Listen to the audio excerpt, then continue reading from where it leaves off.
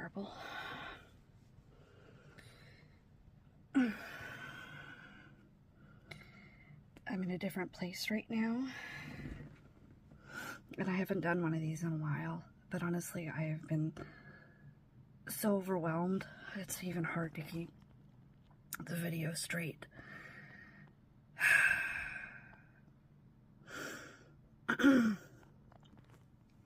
But I thought it was important at the same time just to get it out.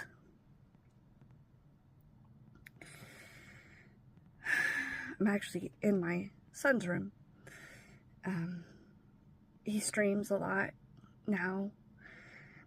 That was his gift for Christmas and his birthday, because, I mean, he's autistic, so, you know, he has trouble socializing a lot.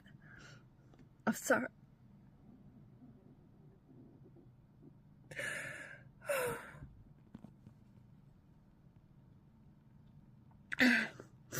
This glove is not for show.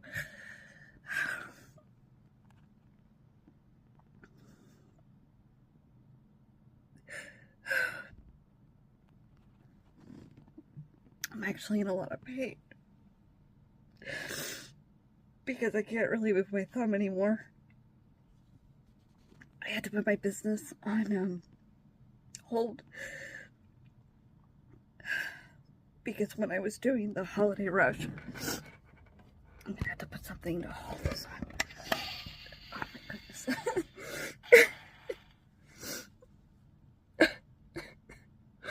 I'm actually laughing. Because I went to go grab something to hold this on, and I grabbed my son's little creeper toy, and I forgot that if you push it down, it makes the explosion sound. God, it sounds so pathetic.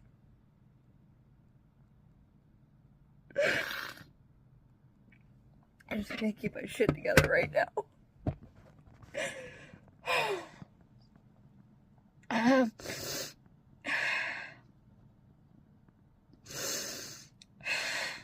When I was doing the holiday rush, I mean, I was really grateful for all the orders. But, I mean, one person, and I needed to get everything out by Christmas. It's hard to do that by yourself. Most of the work actually comes from, you know, programming it on a computer, especially like the custom designs. But I mean, when the wood won't come out, or I have to put a lot of pressure on it in order to break it myself. I try X-Acto knives sometimes, but I don't want to damage it. So, you know, a lot of the times it's that way. I actually have a brace, but I'm not wearing it right now because I had to do my taxes, and it's hard to do that. It's probably carpal tunnel. I mean, I am pushing 40. I can't do the same things I used to. That's not even why I'm crying. This is trivial.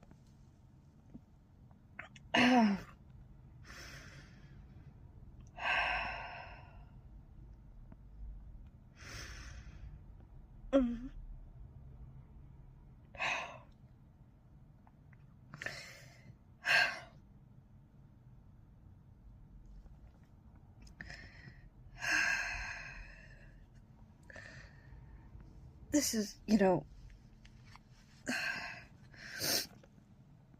not even, I used to be so bad when my PTSD would act up, my fight or flight would kick in.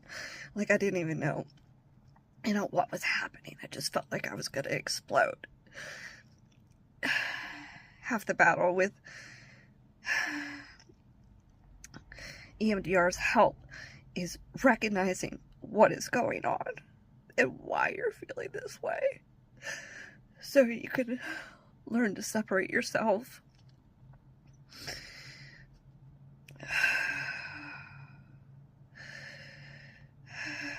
Just the techniques aren't working today.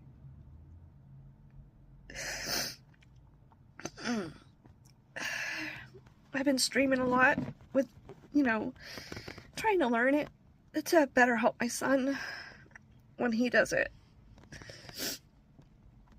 Trying to do something different to distract myself. Lately, life has just been unbearable. And I mean, a lot of people are going through stuff, Holidays tend to make it worse. Sometimes, you think holidays would make it better. You're excited. But a lot of people don't take into account the stress. Making sure that your kids are happy, the bills are paid, all the extra money. I mean, don't get me wrong. It's my choice to get my kids, what I get them for their gifts. But my father, Christmas was always his favorite time.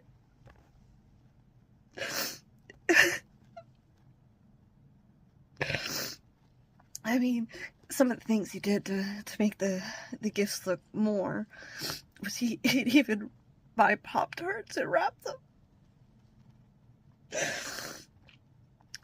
Usually when I was feeling this overwhelmed, I'd call him. But he's been gone for 11 years. August 10th, 2013.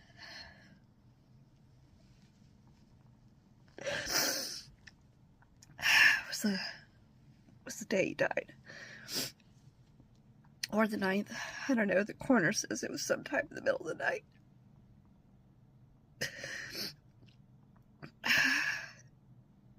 His death was not normal.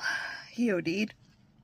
And I don't know for sure if it was because somebody helped him OD and gave him a hot shot. Because, I mean, she took everything he had while he was dying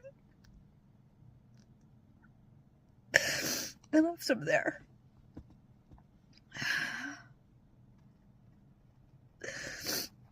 But I mean, it was his choice to use too. Anyway, that's not even why I'm overwhelmed today. Probably my sugar is acting up too. I don't have diabetes, but my metabolism acts really weird. And my blood sugar tends to drop. And, I get the shakes on top of everything else. And I just, if anybody's ever had that happen, it feels like water's been dumped on them, like cold water. For a long time I didn't understand what that actually was, and I now realize, like, it's literally you're just starting to sweat. And, I mean, I've done what I can to help, with that right now.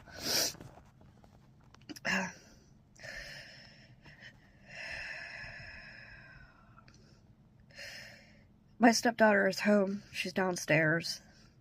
I'm trying to stay away from her right now. She's got up in the last straw for me. So, I'm just gonna pretend I'm messing with my son's stream to help. I mean, I am going to do that later. That was kind of my thing today, was working on, his page a little bit. I mean, he is only 15. He's learning, but, there's a lot of stuff he doesn't know.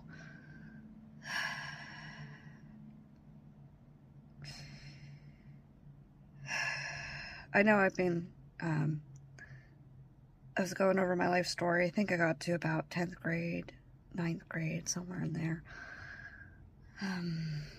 As a diary type thing. I know I jumped ahead on a few things. I'm going to do that again today. And that is only because of, I see a lot of, I'm part of a mental health group, and I don't mean just for adults, but for parents who deal with children with mental health issues too. My stepchildren are adults or near adults, and I mean near adults meaning the youngest is 17. And this week has been extremely difficult with all three of them. Particularly my stepchildren. They had a bad home life.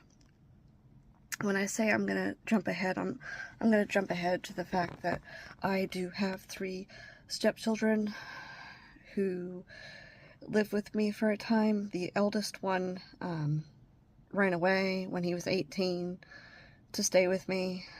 I couldn't take care of him. I can't. What I had to get down to it, a lot of therapists would tell me, you have to consider the rest of the children. He is about to be 21, and he self-medicates on drugs.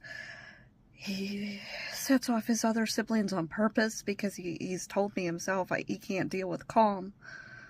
So, and the youngest one has hurt me. Not on purpose, but it still happens. And he's hurt other people. Right now he is in a residential treatment facility, or an RTF. For those who know what that means, it's almost like being in jail. But one step lower. They're exactly what they sound they are. They're treatment facilities. They're there to help manage extreme behaviors. But, they're extreme. He went in after an incident in April, and it was like the 3rd one. I didn't know how else to help him anymore. My husband's first wife was extremely abusive. She's dead. She died May 10th, 2021, of breast cancer. Police actually said it was karma. Therapists would do the whole cross thing when they're saying they're glad that she's dead. And I sadly agree with them because of what she did.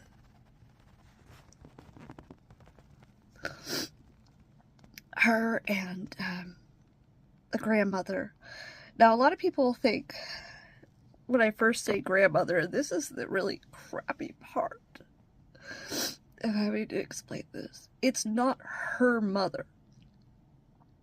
It's my husband's foster mother. And, she was abusive towards my husband, too, most of his life. And then, of course, he married her, and, when you're an abusive, when you're in an abusive relationship, you tend to think it's the norm, which is part of C-PTSD, with the complex. There's a book that my therapist will always try and tell me about over and over again. It's The Boy Who Was Raised by Wolves. It's basically, you become accustomed to the abuse, and you don't think there's anything else. So you normalize it. It's hard to understand for a lot of people. I did the same thing, with my parents.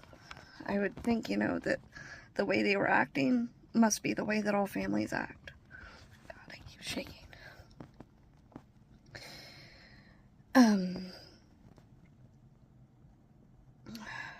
My husband, when I first met him, I guess I won't go jumping around so much, but I guess I will.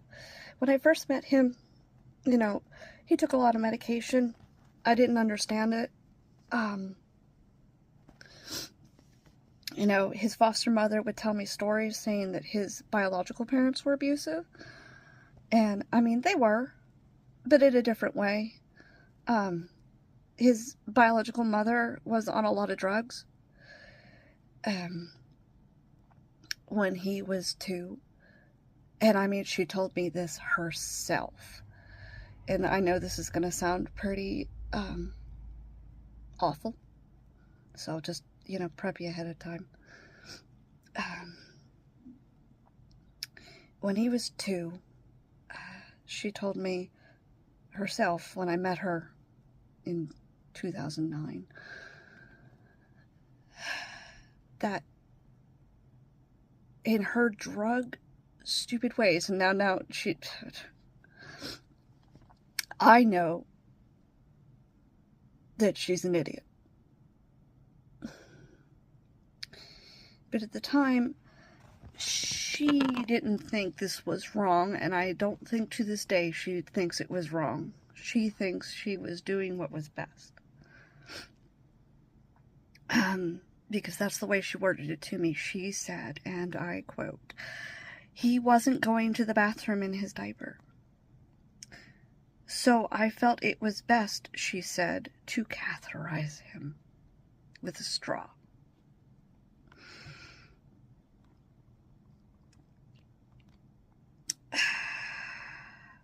So ended her motherhood with him. And she didn't understand why what she did was wrong. She still doesn't. And I mean, when I say addict, she takes whatever she can get her hands on to this day. I mean, when she says that she's gotten clean, forget it. I don't trust that for a second. He doesn't trust that for a second. Because, I mean, 5 minutes later, she's on something else. And the only reason we even were in contact with her was we lived in an apartment complex where she was literally like 5 doors down. And it wasn't our choice to be there. It was an income-based housing. I had just come out of the domestic shelters from my own parents. And, I mean, he was homeless. So, yeah. When I was in 10th grade, and we met and started dating, and I mean, honestly, we met 9th grade at the very end. He was in band, I was in band. And I think I've got over a little bit about that. He couldn't go to normal classes. I knew that he was in an RTF, also himself. And, so when he joined my school district, he hadn't been there before. And so he was new. But I really appreciated how kind he was and how he would show emotion. It was unlike what I'd seen before. Most boys in my own grade or anywhere else that I'd seen didn't really show emotion. They were, you know, tough, or, you know, they're cool. There was no care, emotion, no sadness in them. Not anything that I'd seen anyway. So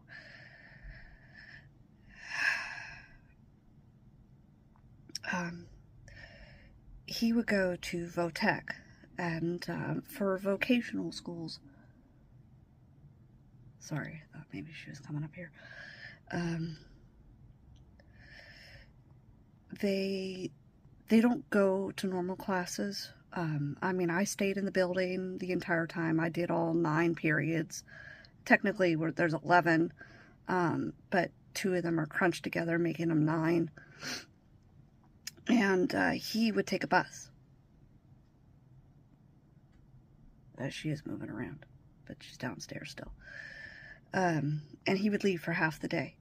And when he got back to the school, he would go straight to the nurse's office and take a buttload of medication.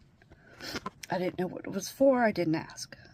I knew at one point somebody had mentioned, or I think it was him who had mentioned, one of them was Ritalin. And I mean, he does have ADHD. That is it wasn't an overdiagnosis. If anything, the rest of them were overdiagnosis. I didn't understand what ODD meant, or, you know, other things, intermittent explosive disorder, things like that. At the time, I just, you know, knew him for him, and that was it. And, you know, I didn't see those kind of behaviors in him. And so, yeah. What was really happening, his biological father was a truck driver, also an addict. And it was him who recommended that eventually he give my husband to his brother. So my husband's uncle. And that man became my husband's foster dad. So the foster mom was a married an aunt. So when my husband started to realize that what she was doing to him was abuse, and I mean, he didn't really realize it until his mid-20s, almost 30s, because he just would forgive her because she was very good at manipulation. Some of the things she would do was, you know, he would say he was buying his children certain gifts. He was very excited about it because we didn't have a lot of money back then, but he would put a lot of thought into them. She would buy the same things, and she would give them to the children first, and therefore when we gave the gifts, they weren't special anymore, because she gave them to them first.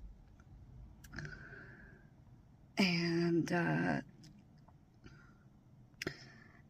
there was a time frame where my husband got into, this is before he was my husband and he was her husband, his ex-wife's. He went to jail for about 3 months for getting into a fight with a roommate. And this roommate of his wasn't even really a roommate. She didn't really live there. It was her boyfriend who would sleep on the couch, and she would occasionally stay too. Really, my husband's roommate was somebody else and his girlfriend. And then he and his wife, at the time, his first wife, the mother of my stepchildren, would stay in a room. They were only married. I take that back. They were married for about 3 years. But honestly, they were separated after the first year.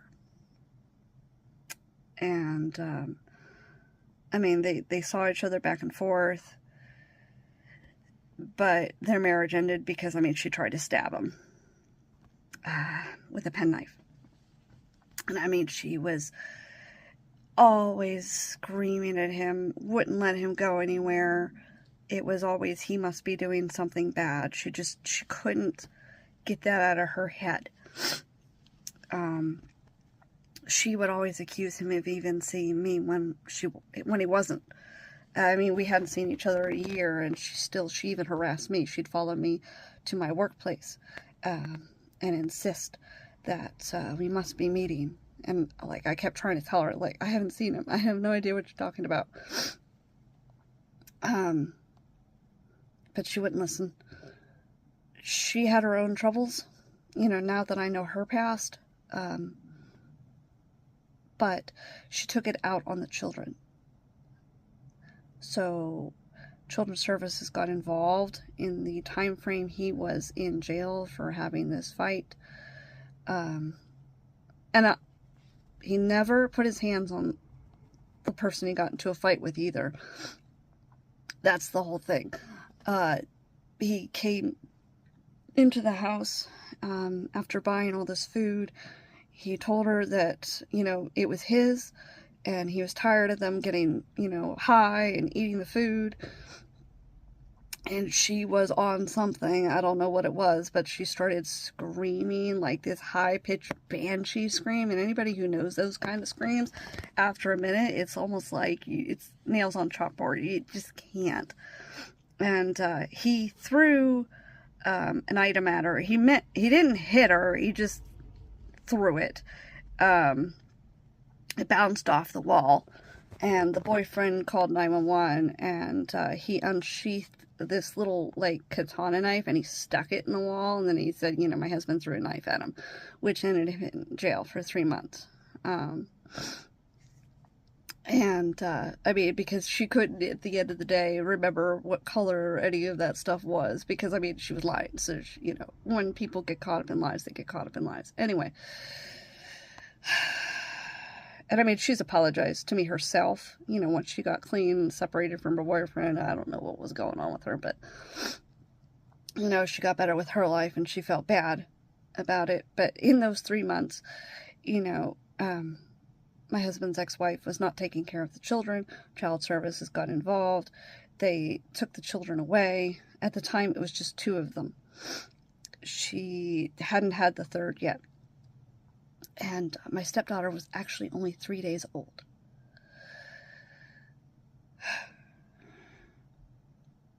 And they separated them. My stepson, the oldest one, he was a year old. He was placed with my husband's foster mother and father. And, I mean, they did adopt my husband, but frankly, I don't call them anything. I mean, his adoptive dad, foster dad, his uncle, he died in 2011. And, I mean, after that, his foster mom, adopted mom, crazy married an aunt, flew off the handles. And, I mean, she was already bad to begin with. And she just got worse after that. I think he kept her in line. Anyway, I'm jumping all over the place. The point is, between her and my husband's ex-wife, they like teamed up against him, because my husband started to talk about his abuse, and the foster mom didn't like that. So his ex-wife was, again, she had her problems. She was very easily manipulated herself, especially with drama. She'd fall for it every time. So, you know, all the foster mom had to do was act like she was her best friend and that they should team up against him, and therefore they did. And it was impossible. It was impossible to get the kids away. It was impossible. They put my stepdaughter with an aunt, not even the foster, or my husband's foster mom, until she was about a year old. And then she started making accusations about the aunt. Now, the aunt was a brittle diabetic, but she loved the kids. It devastated her. She died in 2018. She was crying all the time.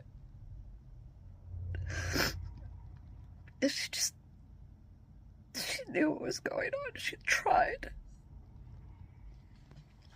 She tried to tell people. We tried to tell people. No one listened. And now, our stepchildren have so many problems. So many. When they're upset, they mimic their mother. They tear you apart. It's difficult to deal with. The oldest one, on his 16th birthday, it was 3 days before his mother died. And just like my husband, she started to abuse him too. And my stepdaughter started coming forward when she was about 12. And actually, the system finally realized there was a problem and took her away and put her with Mom. But after 9 months, Mom literally dropped her on my porch and left her. Said she didn't want her anymore.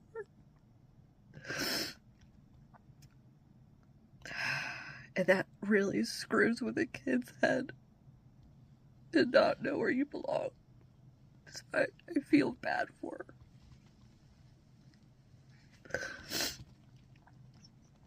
And why I put up with so much crap from her. I just know what she went through.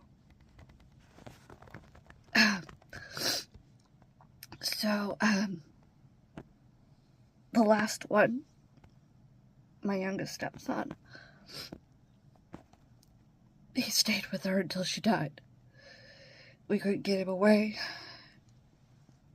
Every therapist knew. They called child services, doctors called the hospital called child services, and no one took him away. And no judge would grant us custody. The best we got was that she had to stop putting him in the hospital without telling us. But it did stop her from doing it. And I mean, the hell they went through.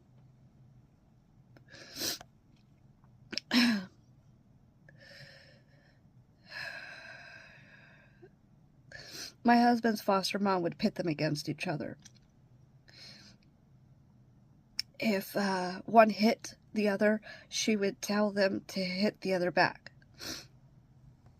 One of their worst memories that they have described multiple times, including my youngest stepson, was when Cindy, that's her name, my husband's foster mom, my stepdaughter who sat on the witness stand, and the oldest one said, was Cindy held her down and instructed her brothers to literally, quote, kick the shit out of her. As they did.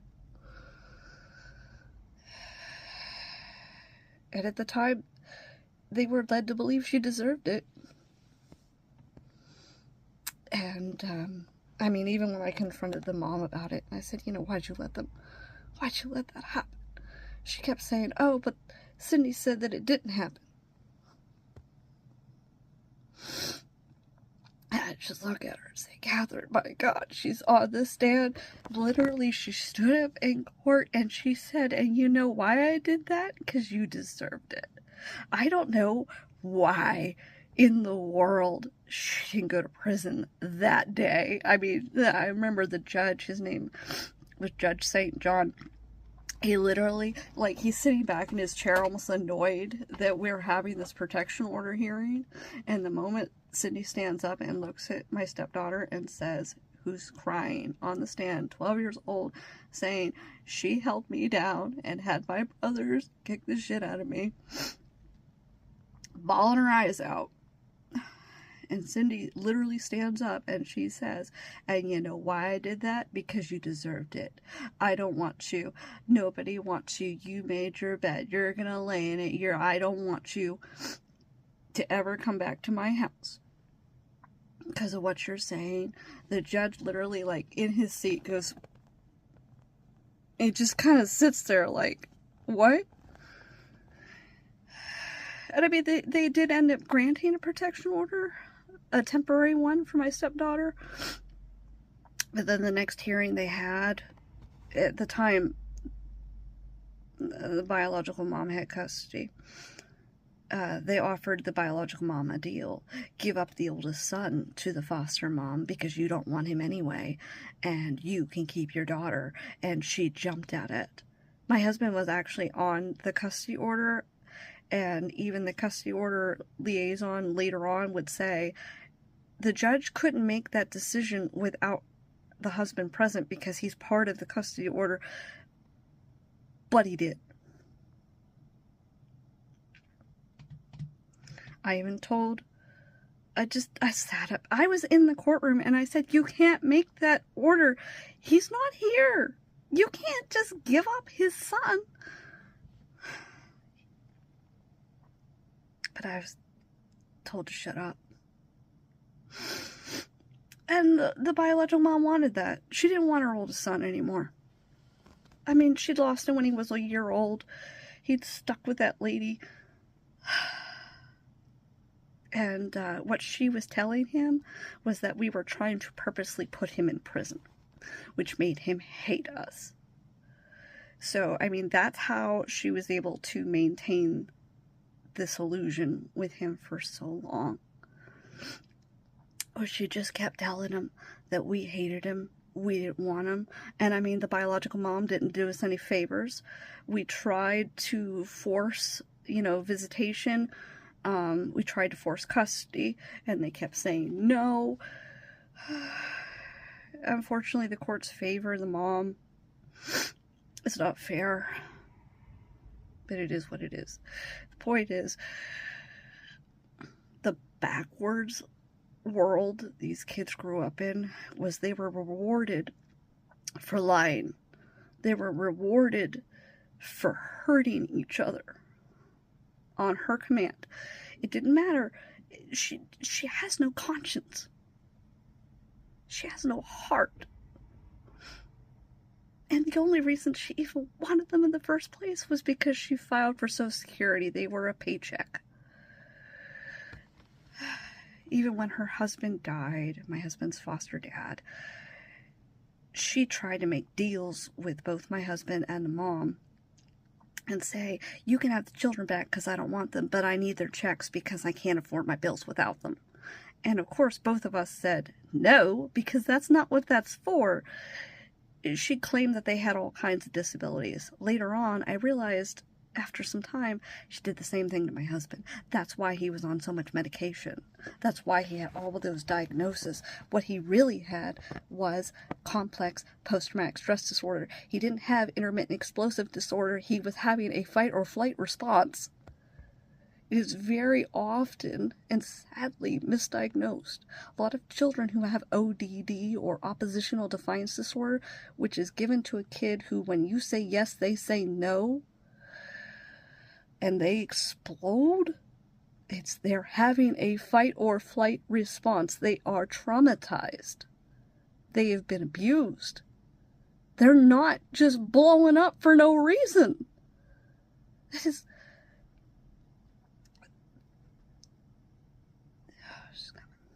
Hang on.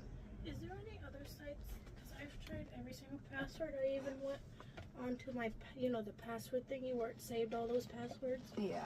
I've tried those, and I've tried every password I could possibly find. I'm sorry I did this. It's fine. I'm having a moment. What happened?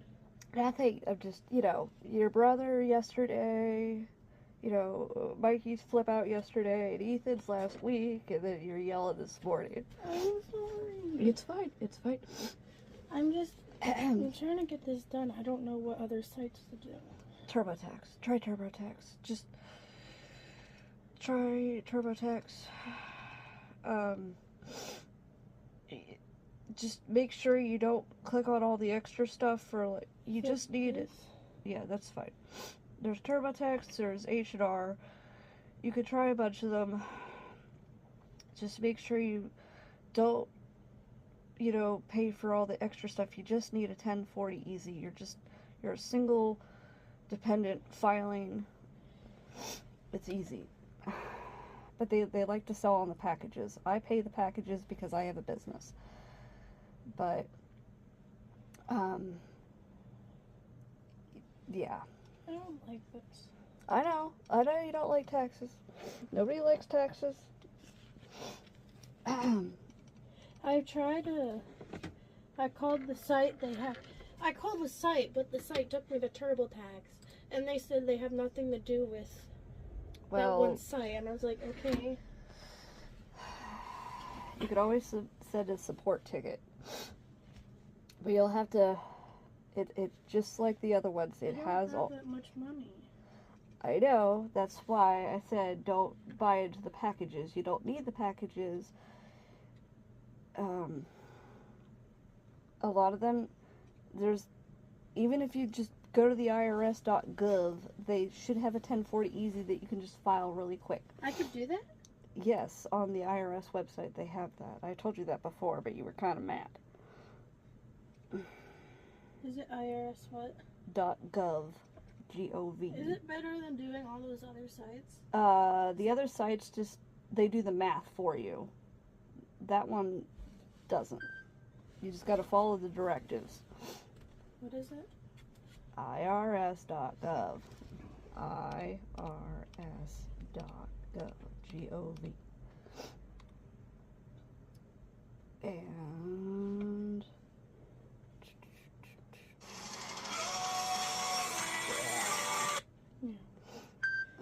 They've been trying to call me for the past couple days. I've kind of been ignoring them.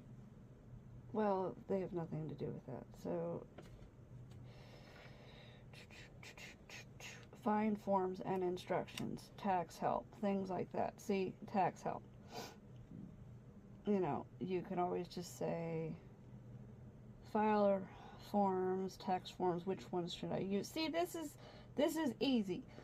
You could just look at, these are common questions, tax forms, which ones should I use? And it tells you, you know, disclaimer, begin. It's gonna walk you through. There you go.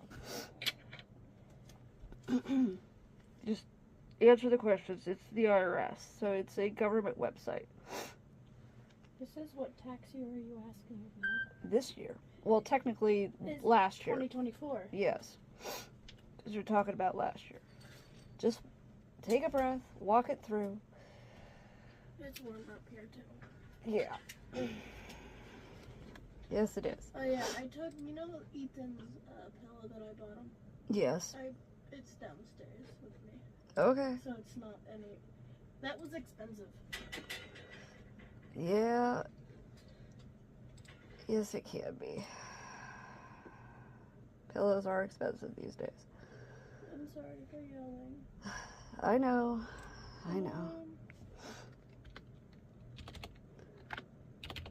I'm just gonna try and focus on your brother's Twitch stream thing. It told me to print. What do I need to print? Does it say you have to print? Or it's just giving you the option? Because it sounds like it's just giving you the option. Which texture are you looking for? You could always just... Oh, no, that's just as. That's the review screen. The tax form you can use is a 1040 supplement 1 through 3, blah, blah, blah. So that's what it's telling you. It's not telling you to print that. It's just if you want that information, I don't need it. then you don't need to print it, because it's literally just going to print this. That's it. So, were you... No, you weren't. So, that's pretty easy. So you go back and you can literally just type in 1040. Easy.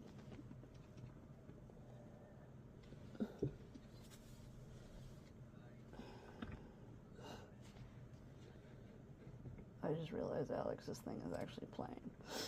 I was like, I hear something. Why do I hear that?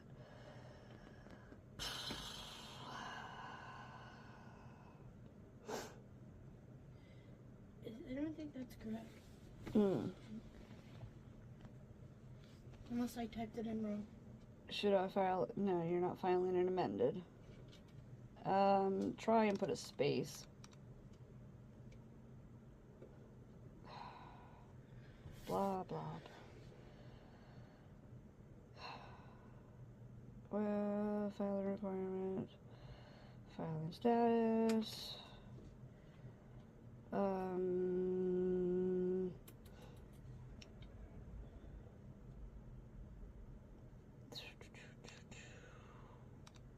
Where to file?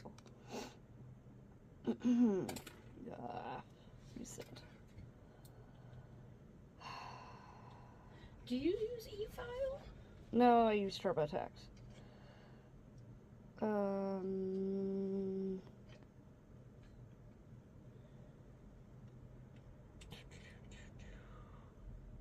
TurboTax, it said 100 and something. I'm like, what? Well, there you go. Huh. File your tax return. How to file your taxes, step by step. Just. Oh. Yeah, you're gonna have to read. It's unfortunate, but it's part of life.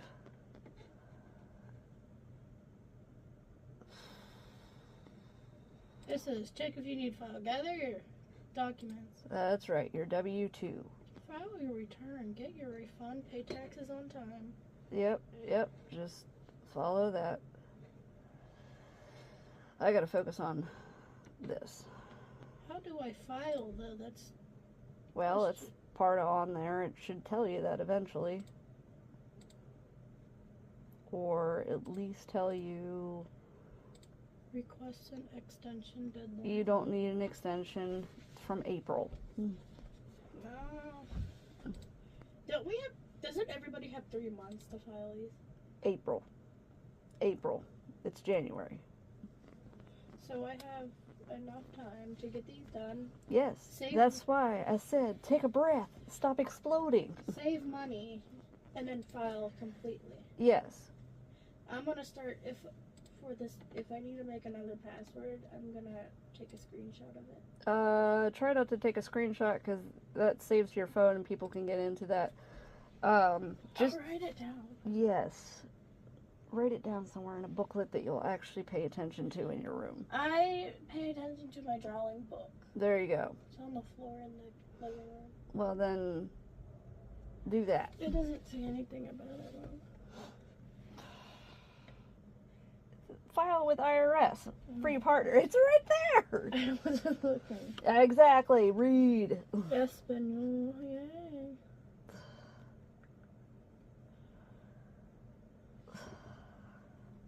But I want the form. That's what I want.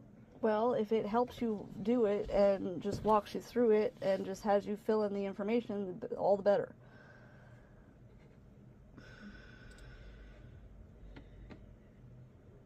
You always powwow with your friends. Say, hey, are you filing your taxes? Where are you filing it from? What did you do? I only have one.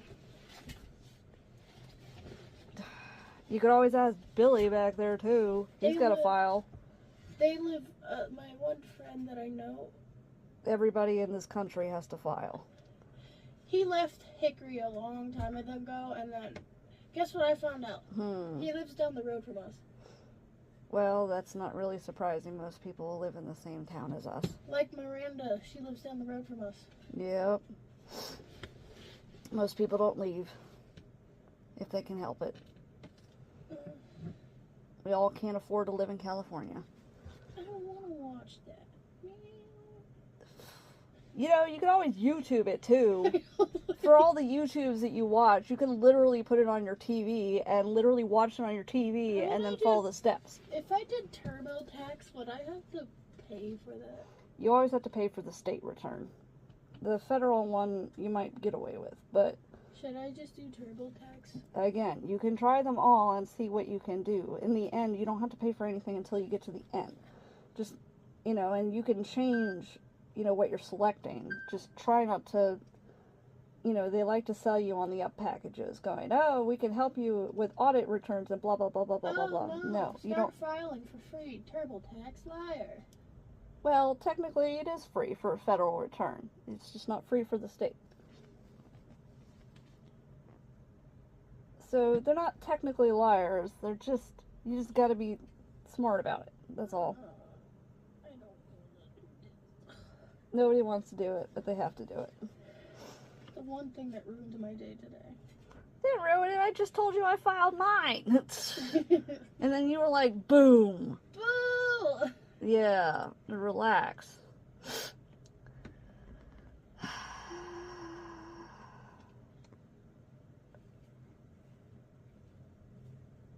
And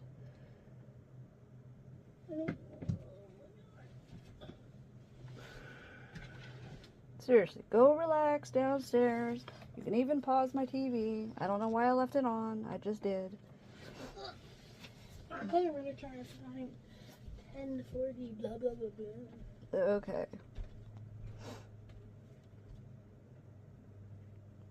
Here an ambulance or a cop? It probably is one or the other, and they're probably going to the freeway. This is the easiest way to get there. Likely an ambulance. They stopped. Yeah, well, then they must be... I don't know what they're doing.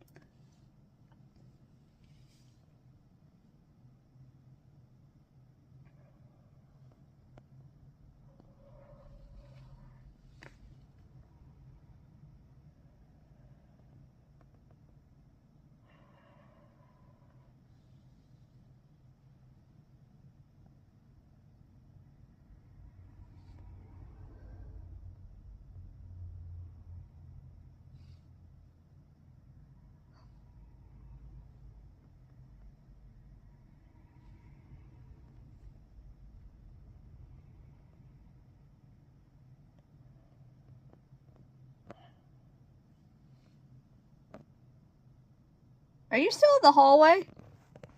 Huh? You're still in the hallway. No, I'm on the stairs. I made it halfway down the stairs.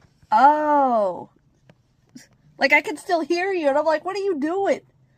No, I'm doing, I'm making an account. That's what I'm doing. Okay. I'm halfway upstairs. You can make it the rest of the way.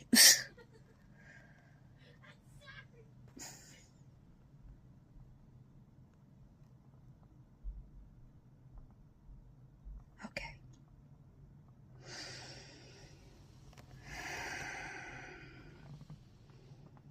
It sucks, but then, I mean, I didn't stop it.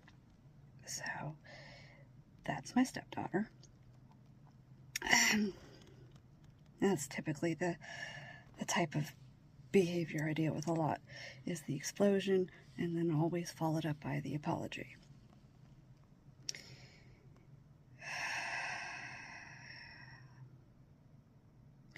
I get that from all three of them. And as I said, on the time that you are all sitting on my lap, her brother had blown up yesterday, the oldest one.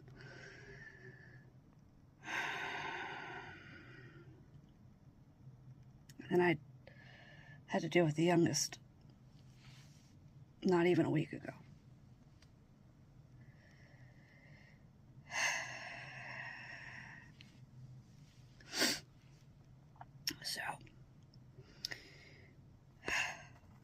So basically, I don't even remember where I was at.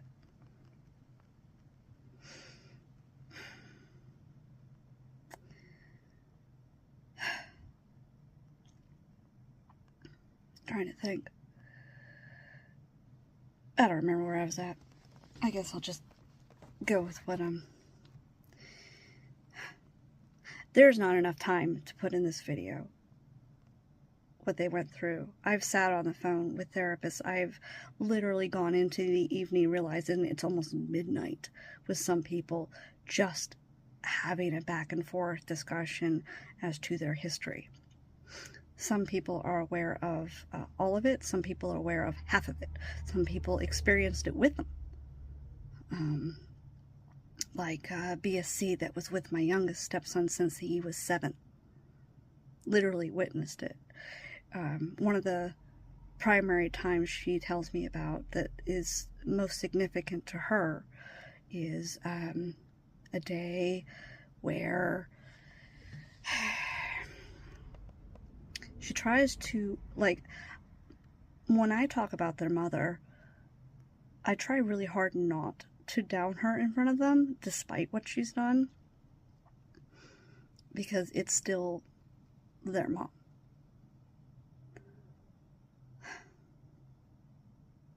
And it hurts them. Because they, as my oldest son said to me yesterday, why is it that, he asked me, that I see all these families wanting to throw themselves down to help each other, and yet that's not what I had. I see this all the time, and he says, I want that, and I never got it. I'm here, but I'm a stepmom. I will never be their mother biologically. So even if I could do all the things motherly to them, they want that from their actual mom, and that hurts them to have that kind of history. It's hard for some people to explain, because a lot of people will say to them, well, you have this other person who's taking care of you, who loves you, who does everything for you. But at the end of the day, I'm not their actual mother. And some people think that's horrible to say, but it's just more like they don't understand that, you want that biological attachment to a loving parent. And they were denied the interaction with their father for so long. And in my oldest stepson's case, almost his entire childhood. Again, he didn't come to me until he was 18. And his father was already gone by that point. And, yeah, it hurts. It hurts to have that kind of history. And then,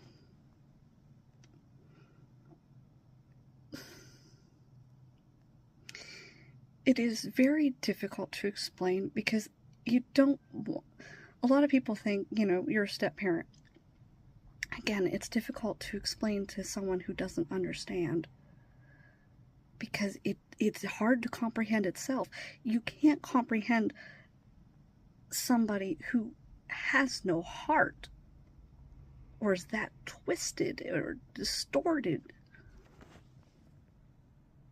Is she coming back up here? How do we do this? Is this correct? I feel stupid. That's what it did. It says your phone number is verified. No, I'm talking about all this. No, that's normal. It's just timing you on doing it. It's telling you how long it estimates that you would. You don't have to follow that.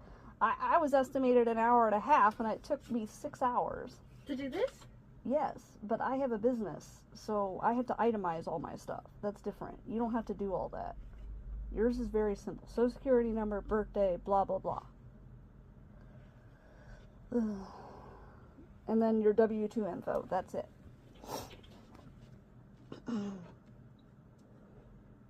You don't have to code things like I have to code on your brother's stream.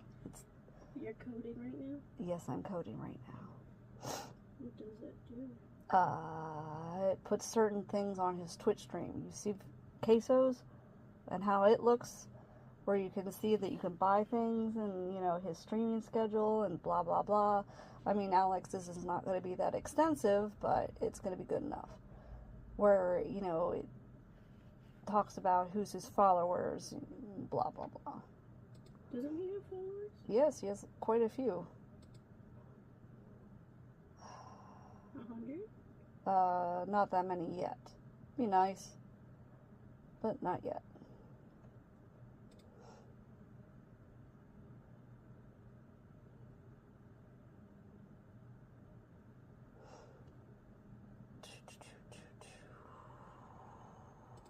Activate. Oh. Of course.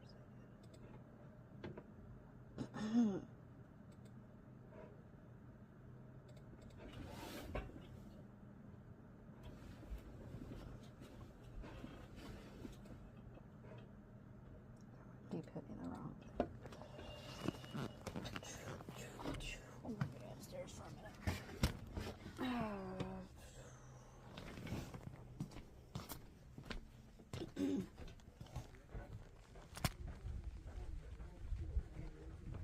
You're getting a walk through my house.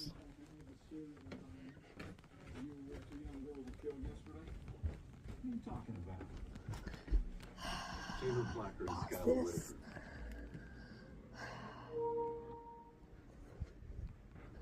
I just really don't want to shut off the stream. Because if I do that, I'm going to have my own other issues with filing. But I can tell my sugar is starting to crash. So, you all get to go with me through my kitchen and see my house today. Because, yeah, it's not getting any better. I need my peanut butter. This is a different type of stream, isn't it? One more I'm flipping out. And then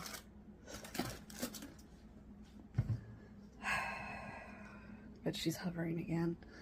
Hang on a minute. Again, with not being able to bend this sucks. That actually hurts.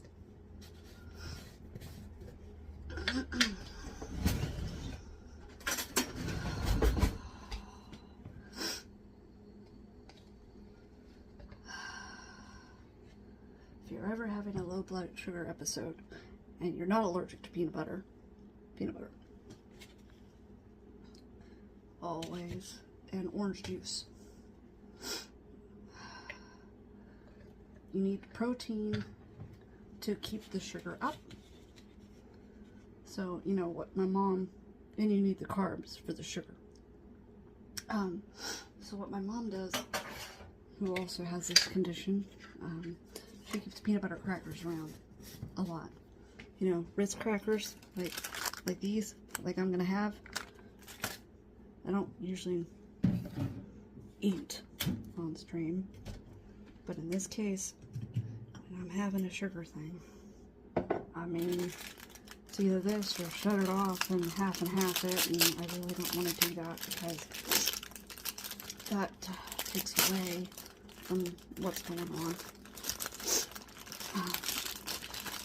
So, you're gonna bear witness to some stuff today. It's gonna be definitely a different type of talk. So, you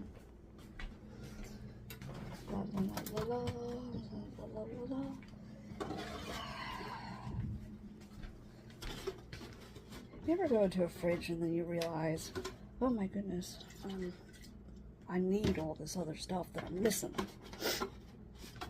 And then you go to order it and you completely go, I've now forgotten everything that my children have a habit of. I'm trying to pour milk. I'm gonna need to do this again. All that was left in the one jug. Thank you, children. Couldn't finished off. Would have been nice. Or I'm not having a sugar thing. The shakes are getting to me. It's getting bad.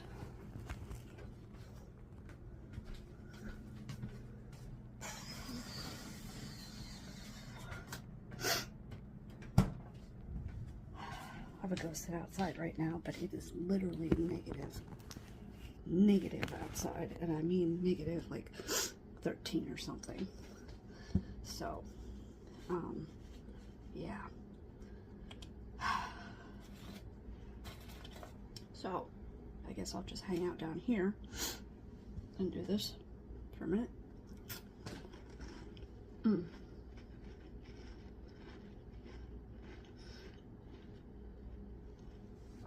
If I was allergic to peanut butter, I'd probably be dead by now.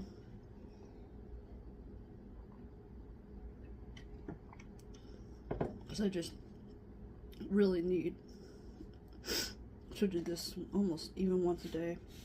That's why I always keep peanut butter in the house.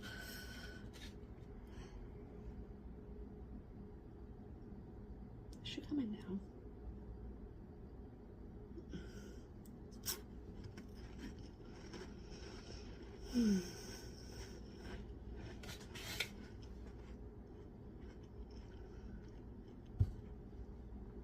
So, I'll just get back to it. So,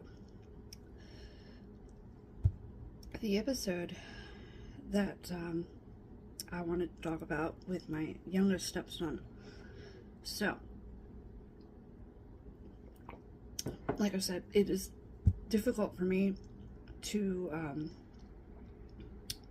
talk badly about their mom, especially in front of them. I have no problem doing it like this, but there have been times where, like, my stepson is present, and when I have to go over his history, I almost sugarcoat it. I shouldn't, and I've actually, thankfully, had great therapists with him who tell me I'm being nice, and then they will tell these people what she did. So it doesn't sound like, you know, just some step-parent who might be jelly of the actual parent. I could care less about that woman, especially after what she did and after I learned the full extent of it. The incident that my youngest stepson's BSC brought up, and a lot of stuff. Is she actually going to come down when I'm about to talk about this? Seriously? Okay, maybe I can get this out. I don't know, maybe. They have a younger half-sister. Mom had a last child to another man. And oh my god, that was a nightmare altogether. Not that the little girl she's a great kid.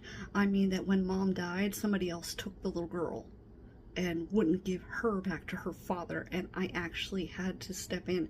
I'm like, it's not even my kid. She's not related to me, but she's related to my stepchildren, and because of her condition and her predicament, it is actually causing them stress because they're worried about her. So now I have to step in and help the father retain counsel to sue the woman to get his own child back. Frankly, to me, that's kidnapping, but, you know, I'm just a normal citizen. I'm not a cop. The cop actually told the dad, go file for a custody report. Dude, this woman's not even related and she stole the child. She's coming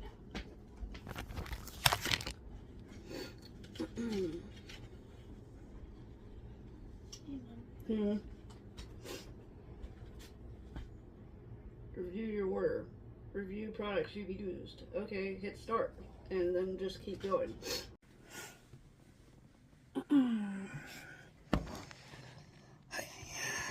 Maybe I could do this for a minute. And yes, I brought my crackers.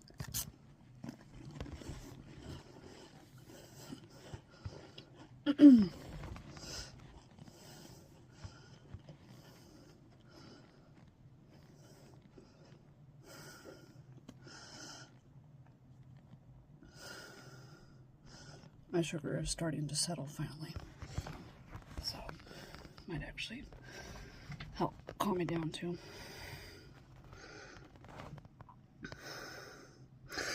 keep hesitating to even tell the story just because I don't, it's still the same thing.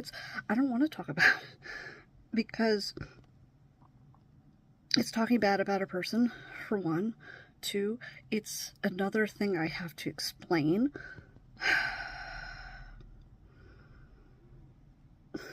And it sounds horrible. Talk about eating stuff. Sorry about that. Honestly, she showed up here and I realized that she overheard me, and in my panic, I hit to go straight to my home screen. And when I did that, it shut the video off. I'm like, oh. But all good. All good. She filed her taxes. She can go back to her business.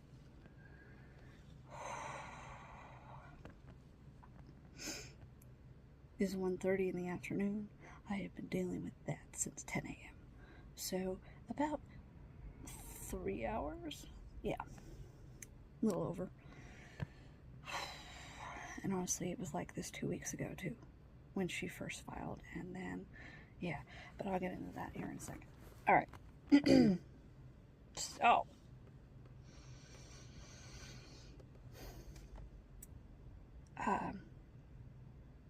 like I said, I'm sorry. I keep hesitating just because it's one of those things where it's like, all right, I could sit here and bash their mom, all day long. But coming from a step parent, it doesn't sound very genuine. A lot of people think, you're just jealous. There's a lot of things. If you've ever been, it is a very classic type of behavior. So I'm not like upset at anybody for this, but Disney's interpretation of, and I said the word Disney, their interpretation of a step parent makes them look evil. So you get the evil stepmother type attitude. And a lot of people think, oh, they're just jealous. They just want what they had, blah, blah, blah, blah, blah. And honestly, I see that. I do see that with a lot of step parents. I'm not going to sit here and pretend that it doesn't happen. It does. I've seen it a lot where I'm even trying to tell them, like, look, they're the mom. Relax. You can't step into their parenting role. In my step-parent group, we actually call it nachoing, meaning nacho problem.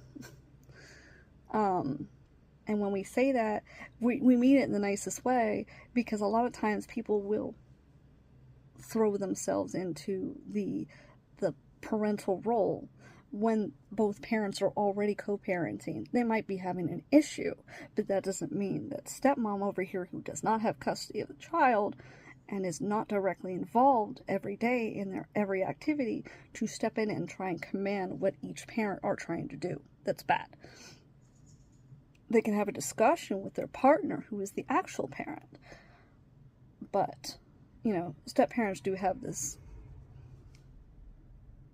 bad reputation of trying to assert themselves into the parental role.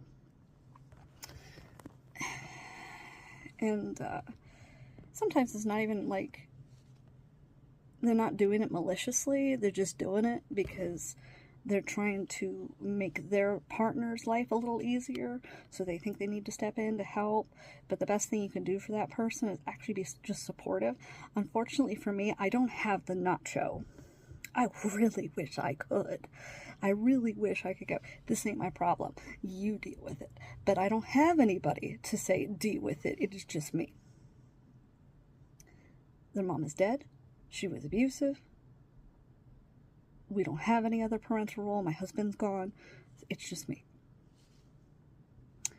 So I'm more in the position of an adoptive parent. I have not officially adopted them because, again, I don't want to step in and take over something that they're still dealing with inside. They're very conflicted because it's their mom, and they want their mom to be the idealistic mom who will bake them cookies and kiss their boo-boos. This woman could have cared less. Alright, so I think maybe I got enough stamina to go over this finally, and maybe enough time. So, with the BSC, the time that she told me about, that I believe her, because my stepson has told me multiple times about it as well, and plus I knew the woman, so I knew how she was. Again, not to the full extent, but eventually. So, what had happened was, they had this little girl, this little half-sister of theirs.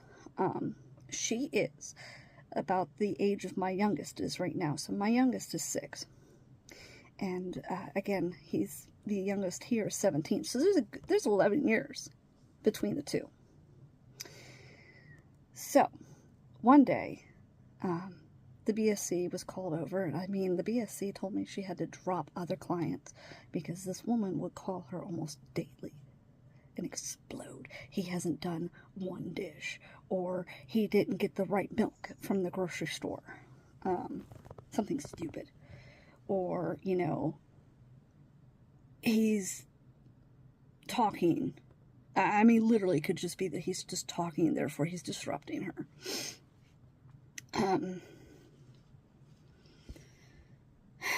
So, one day, the BSC shows up. Mom's complaining. Blah, blah, blah. Her life's miserable. Typical. And I mean, I'm not going to sit here and say that her life wasn't peaches. You know, her life was great. Her life was pretty miserable too. She was just, instead of seeking help for her own problems, she was attacking her children. And putting it out on them. Her anxiety became their anxiety. So, again, one day, the BSC comes over. Mom's bitching. I'm going to sit there. I'm going to swear right now. Just prep. She's bitching. She's sitting there on the porch just, meh. He hasn't changed his shirt. He hasn't picked up the right clothes. There's a dish in my sink. You know, the usual. And the little girl is about 1, starting to walk. She's wandering around the yard. And she starts going towards the road.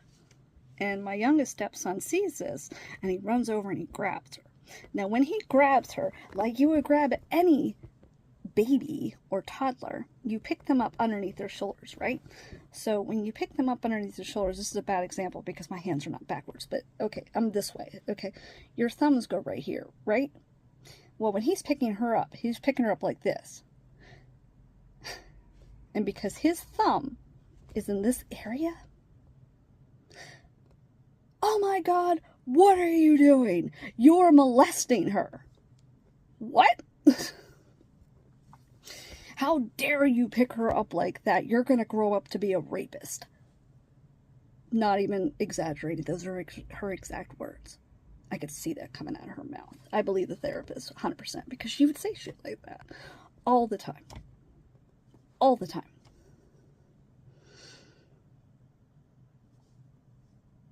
Is she coming back up here? My stepdaughter tried to call her on Christmas. She wouldn't answer. And this is when she's dying of cancer, and we know she's dying. You know, she's 4 stage at this point. And it literally just started to move, so it's gotten into her liver. So it's not up here yet. Eventually it does make its way there. But for now it's in her liver. My stepdaughter's worried. Her mom's not answering the phone. She's concerned. A week later, she calls her again. This time, Mom answers. And my stepdaughter's almost immediately crying, saying, "Oh my God, you know, I was worried about you." And Mom's response is, and I heard this myself, because she had her on speaker. Therapists would encourage her to do that, so that way I could hear what was going on, so I knew how to deal with it afterwards, because there's always an afterwards. But she picks up the phone, she's crying, she's saying, you know, "Mom, I was worried about you, I hadn't heard from you, you didn't talk to me on Christmas, I didn't know what was going on." And Mom goes, "Why? Why are you worried about me? Now you give a shit? You don't give a shit about me. You're just a bitch, and I don't want to talk to you if you're going to be a bitch to me and harass me."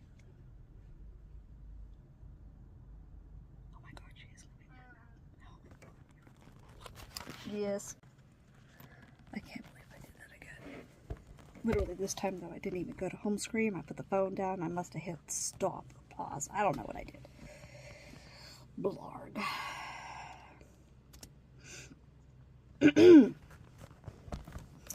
So, again, I'm going to call one Cindy, and I'm going to call the other Catherine, because that's their names, and that is what they deserve to be called, and it might be a little bit easier to explain, rather than, mom, foster mom, adopted mom, whatever. So, alright. Catherine's dead. She's the dead one. Cindy has skipped the border. Belongs in prison.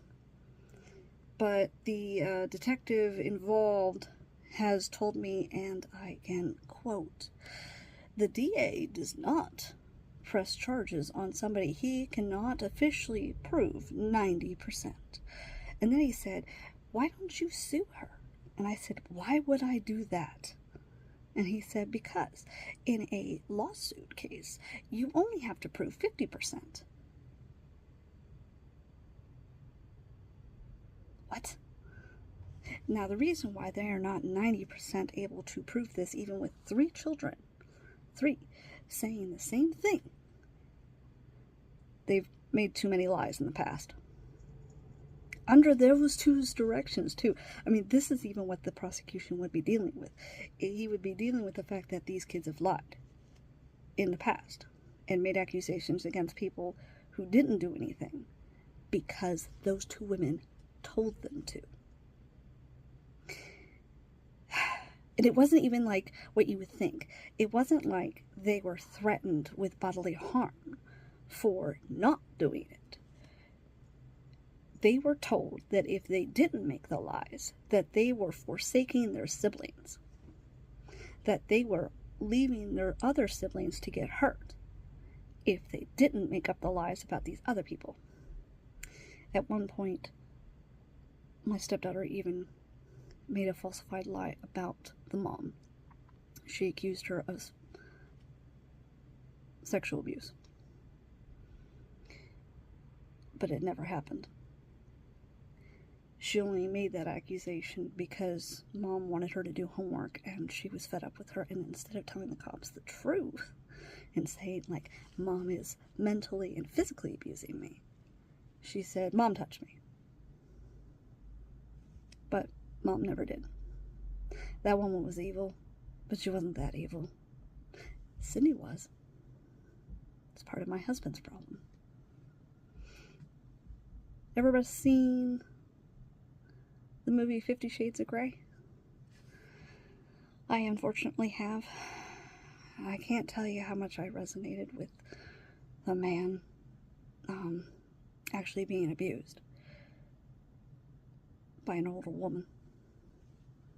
I don't want to get into exactly what she did, but I mean, use your imagination. And unfortunately, she attempted to perpetrate the same thing on my oldest stepson. But he protected himself for a long time.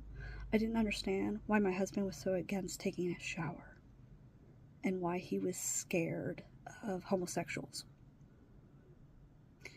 He had a very explosive response when he realized that we were sitting next to a gay couple once.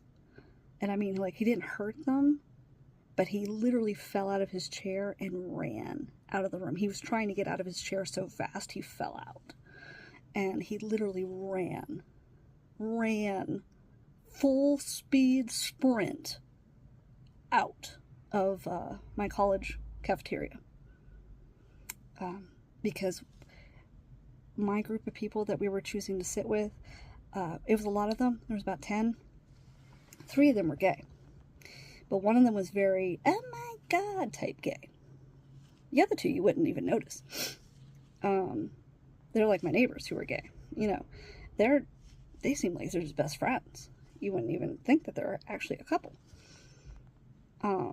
Because, I mean, they had just like everybody else.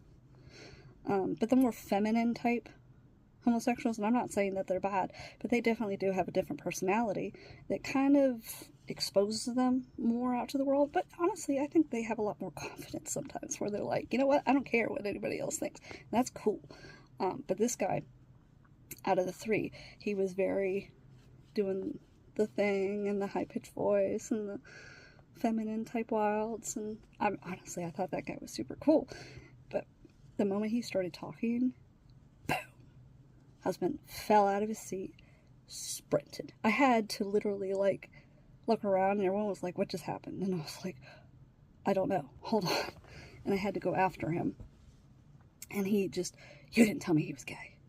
I was like, well, what's the big deal? He's a cool guy. But he was just, no, I can't. And he couldn't really explain to me why. And honestly, he didn't even know why. Man, I'm starting to get shakes again just even talking about this, because honestly, I feel bad for him. My husband has since come to terms with a lot of what happened to him, but he wouldn't take a shower. He was afraid, and it gave him bad feelings to be in the bathroom. And you know, when my stepson came here, he would tell me kind of the same story, only his ended a little differently. I would tell him that his father was afraid of taking showers, and he said, well, I just don't like to. He's like, because when I lived with Cindy, he's like, every time I got in the shower, she'd walk in there. She'd just walk in. And then, you know, she'd say she was going to the bathroom or whatever, but she'd just kind of look at me. He's like, so I just stopped taking showers because it was just, like, very uncomfortable. So she never got to the point, unfortunately, that she did with my husband, but people don't change. Not those kind. So, you know, she was a different level of evil. I would classify her in the psychopath or sociopath behavior. Definitely an upper level of narcissism. She doesn't care.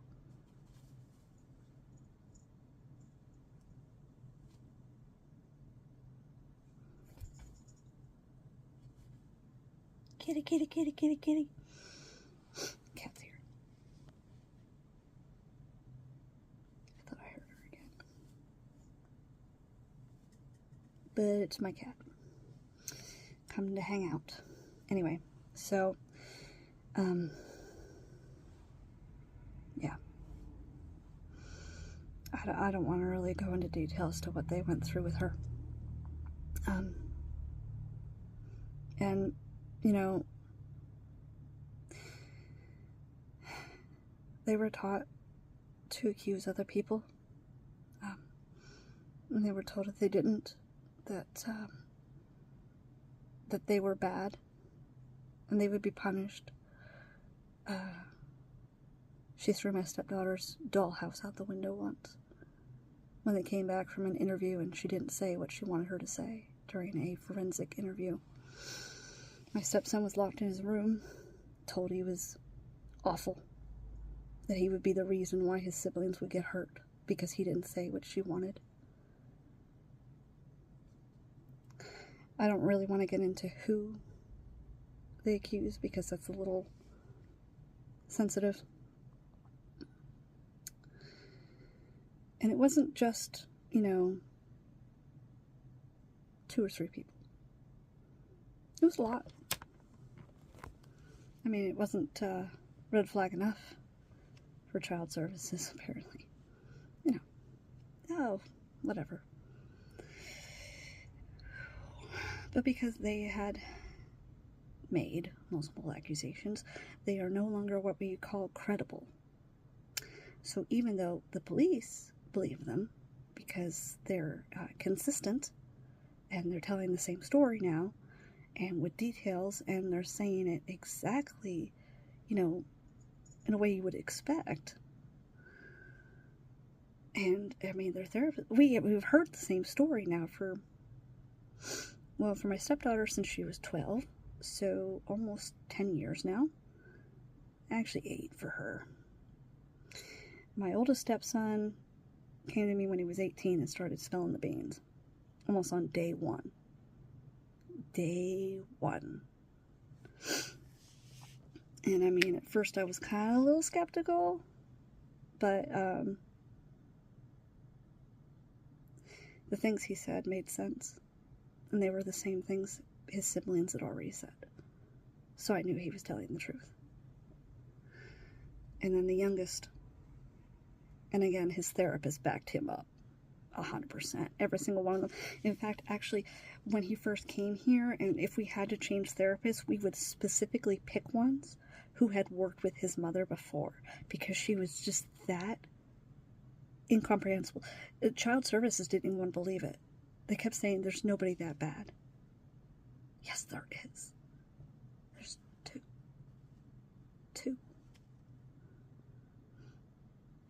I said, if we had to be the most unluckiest people on the planet, because they're like, you only encounter one of those people maybe once in your lifetime. I'm like, well, I have two. So I think we're covered for the next life, too.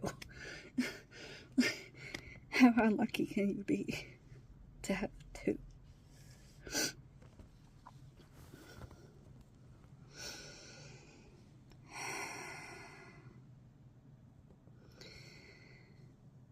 But it was like this every day for them. This wasn't once a week. This wasn't once a month. This was every day. Like I said, the BSC had to drop clients because she said on Christmas Day, Catherine's calling her. He didn't do the dishes. I want him out of my house. I'm calling the police. And I shit you not, she called the fucking police. I'm not going to show you. I should show you, but I'm not going to, because that's their personal thing. But the stack of police reports and hospital records. I asked for 2 years worth of my stepson, the youngest one, who went to the hospital almost. Some days he was actually discharged and brought back in the same fucking night. This actually kind of makes me mad, because at this point, the red flags are flying all over the place and nobody does a damn thing about it. This is how incompetent our system is, and why I have such a huge issue with it. The shit that I go through every day with them shouldn't be, because they weren't born this way. They were smart, capable kids that were dragged through the underworld and told their entire lives that they were worthless. And even when I got my stepdaughter at the age of 12, that's so much damage. So much damage. And it didn't end, because it kept going. It still goes on. Like I said, she had her explosion today. The oldest son, his explosion yesterday came from Cindy. So his nightmare, he's going to be 21 in May. And his nightmare still hasn't ended. Because he can't bring himself to walk away from her. Can't. And I try to be supportive for him, but I can't control him. I would love everything to just completely cut him off from her. But he has made his choices. When he was 16, his 16th birthday, he spent in a juvenile hall. Because Cindy, now that dad's gone and mom's dying, it's easy. What am I going to say? I'm a step-parent. I'm a fucking step-parent. I'm not a biological relation. I could sit there and say all day long what I know. I walked in with therapy paperwork signed by the counseling centers. And the lawyer said she faked them. Her signature's on that. What? No, I better have them affidavits stamped. And even that, they probably would still call them fake. You know,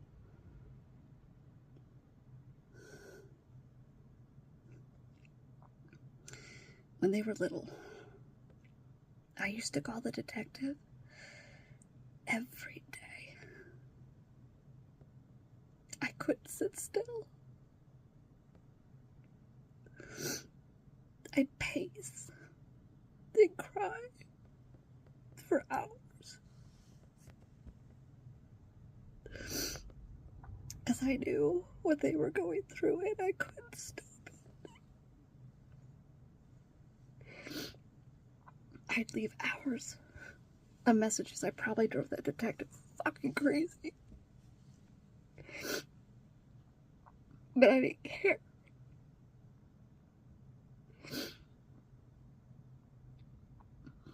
I just wanted them to do something.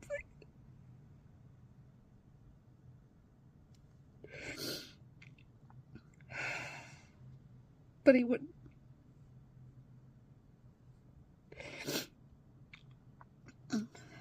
There's only 3 detectives in our entire city. 3. And I knew 2 of them. I didn't know the 3rd one. Not until much later. And I mean, he's not any better. Because the day my stepfather died, he came to my mom's house and was screaming at her. And I mean, my mom's done some shit. But her 2nd husband had just died.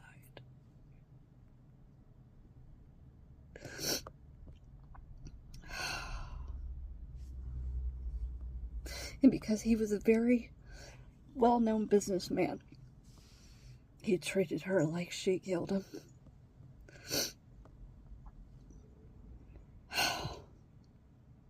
I understand police and detectives have a job to do, but they're supposed to, kid gloves, something. Have some compassion, goddamn.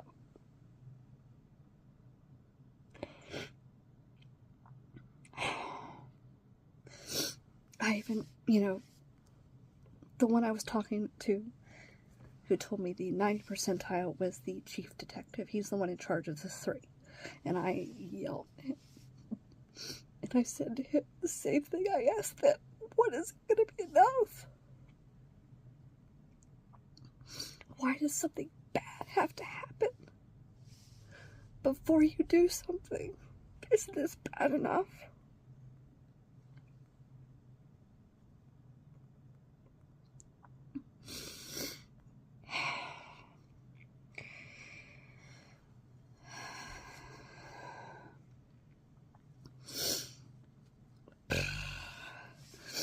As you can see, this is part of my... I go into EMDR, and I'd have the same conversations with a therapist, and they would just be as angry as me. And they would say the same thing. God damn it. This system sucks.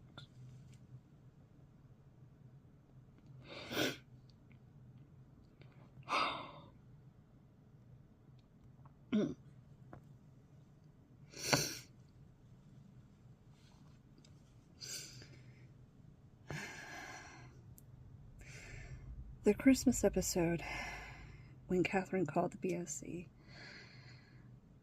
she said to me, she literally rolled her eyes and said, "Oh no, here it comes again." And she said her husband looked at her as she rolled out of bed, literally just put on her slippers and walked out the door. And he's going, "Where are you going?" And she goes, "I'll be back." And then she'd get there, and actually the police would meet her there because Catherine already called the police. And of course, Ethan, my youngest stepson, I just said his name. I'm okay with it. Sorry.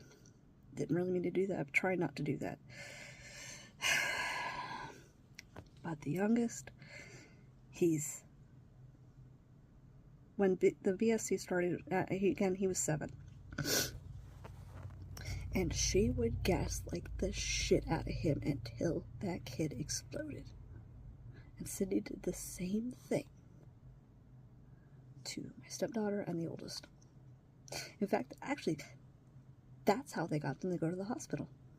Because protocol in this county for an out-of-control child is to lock them in the psych ward. Send them all for a psychological evaluation. And because it is so overdone, sometimes when they actually get to the hospital doesn't even take it seriously. They're just so sick of all these police just dumping it on them that they're just like, this doesn't need to be done. They'll say that the kid is no longer homicidal or suicidal and send them on their way. These therapists are so blown out of their mind. I mean, some people would be like, you should be a therapist. No, I can barely handle this without breaking down. If I had to handle another family, and some of these stories that these other therapists have shared with me, they're awful.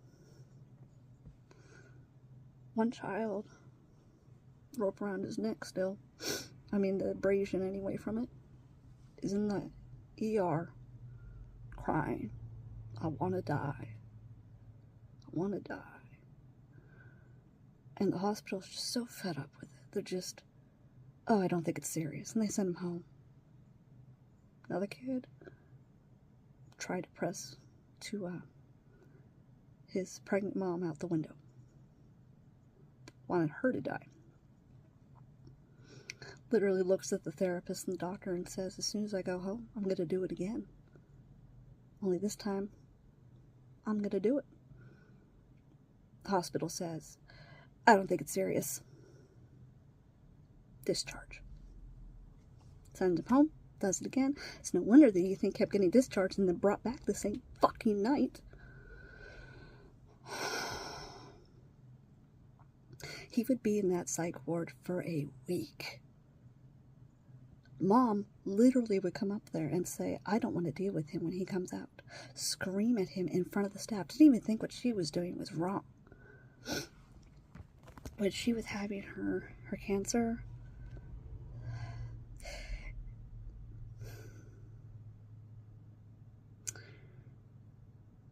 there was one report where they called child services in the hospital because they said, she's up here screaming at the kid in the face. Screaming at the kid in the face. Telling him he can't come home because she has chemo. And if she has chemo, he could bring home other germs and she could die. Therefore, he's not allowed to come home. What? Child services goes up. They ask him, do you feel safe to go home? He's blaming himself. He's saying, I'm the bad one. I'm the bad child. It's not her fault. It's because I'm bad that she's mad at me. And child services go, okay, you can discharge him home. Comes back the same night. The same fucking night. Literally discharged at noon, back at 5 o'clock. So I mean, like, when I say same day, I mean within a few hours. Like, there's not even an 8 a.m. to midnight circulation. It literally noon to 5 o'clock. He's been home for 5 hours and she's done with him. Same thing she did with my stepdaughter.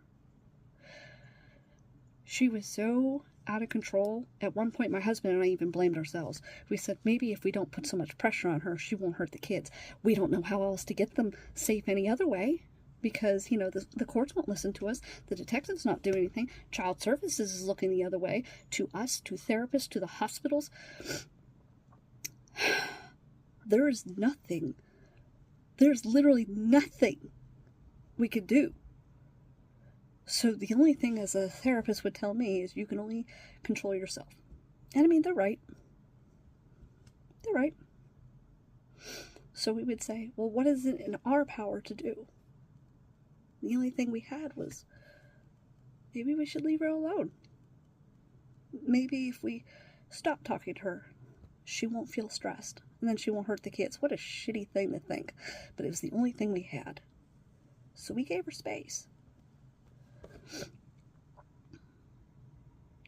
May 2017. We gave her space. End of August 2017. 4 months. 4 months. Here comes Child Services. What now? She doesn't want her daughter. But it's been quiet. Yeah, well, Mom's now pregnant with child number 4. She's calling the police on her daughter, saying her daughter is homicidal towards her unborn sister. She wants to be the only daughter. Boom.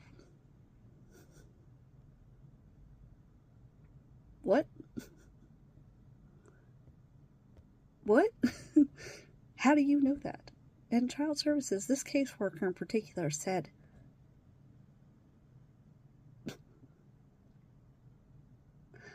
she says, I don't know what to do.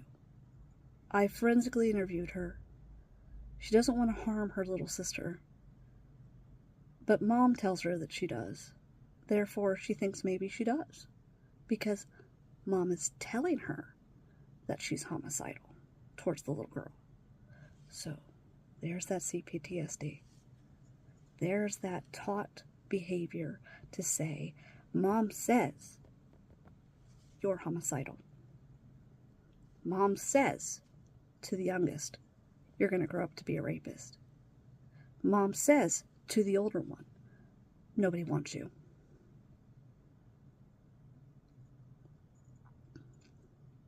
And Cindy reinforces every single one of those. She's right there saying, look, to the oldest one. Nobody does want you because your mom doesn't want you. And Dad's not coming around. She's not telling him that we're being threatened not to come around, and we're going to the courts and we're trying to fight it. She's not telling him that part. So he doesn't know that's going on. He just sees that we're not coming around because we can't come around.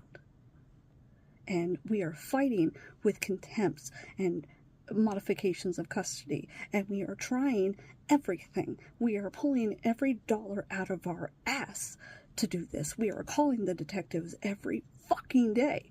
We are talking with the child service workers to the point where my husband was done. Like, they showed up at the porch and he's like, get off. I'm done with you. Get out. Go away. I'm tired of this. You're not doing anything. Go away. Like, literally, they would show up on the porch and they would try to meet with me first because they knew what kind of reaction he was going to have. And I'd be like, all right, let's do the tour of the house.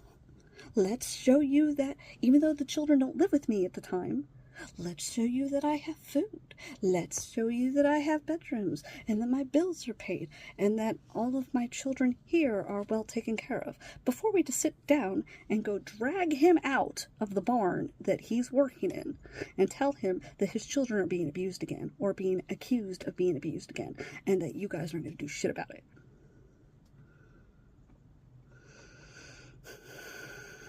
Because they knew.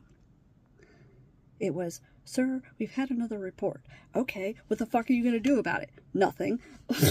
Why are you here? I'll tell you what, on the 33rd call, and I mean, she told me it was the 33rd call, I was done with them too. I was straight up giving them the look like, I'm so over this shit. I'm so done with you guys doing absolutely fucking nothing.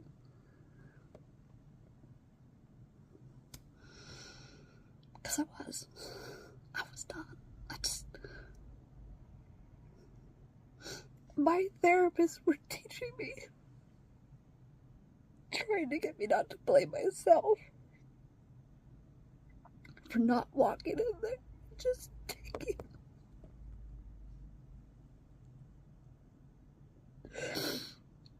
Because I won't sit here and deny that I didn't think of that. Because I did.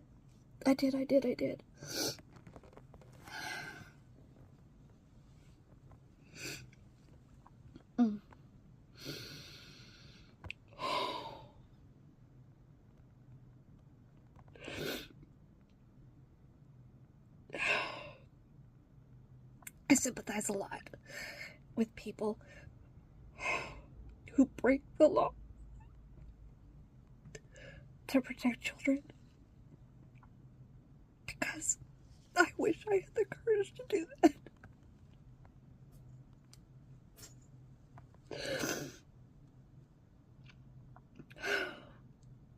Because I wanted to. So bad. I beat myself up every day for not doing it.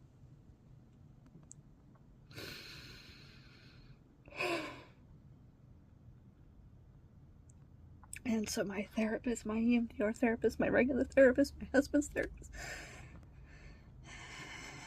they'd say the same thing to us. You didn't do this. They did. You were not responsible for what happened. And as you can clearly see, I don't still believe that. Inside, I don't. Because at the end of the day, the laws were the problem. That sucks. I can't. I was telling my stepson yesterday, I wish I could just make it go away. And I'm sorry I can't. I'd do anything to bring his father back.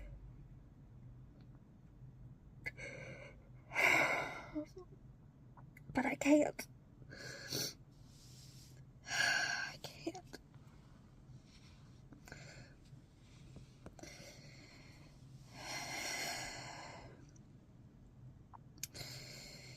That I would do anything to change the past. But I can't.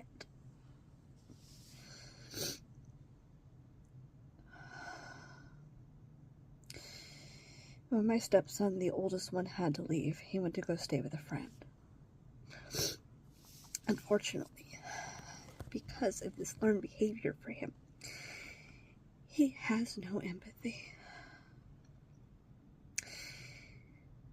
He doesn't understand the point of having relationships with people or caring about them. When an animal got hit on the side of the road while he stayed with a friend, he didn't understand why his friend was so angry with him. He called me and he was just, why is he mad? I told him the animal's gonna die anyway. And I tried to tell him, honey, people normally, and I hate to use the word normally, but I mean it is, normally have a little bit of compassion for the animal.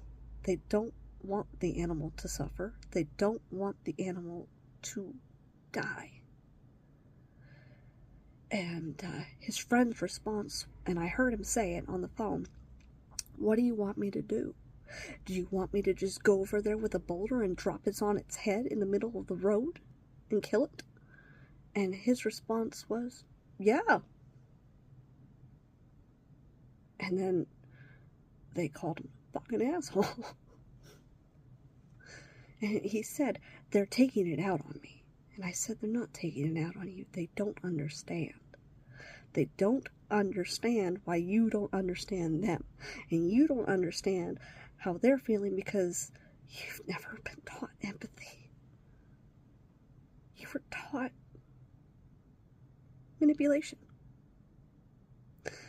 And you were taught that it'd be better not to be praised, not to get attention, that you've hardened yourself off. He's like, well, I just don't see the point. And because of that,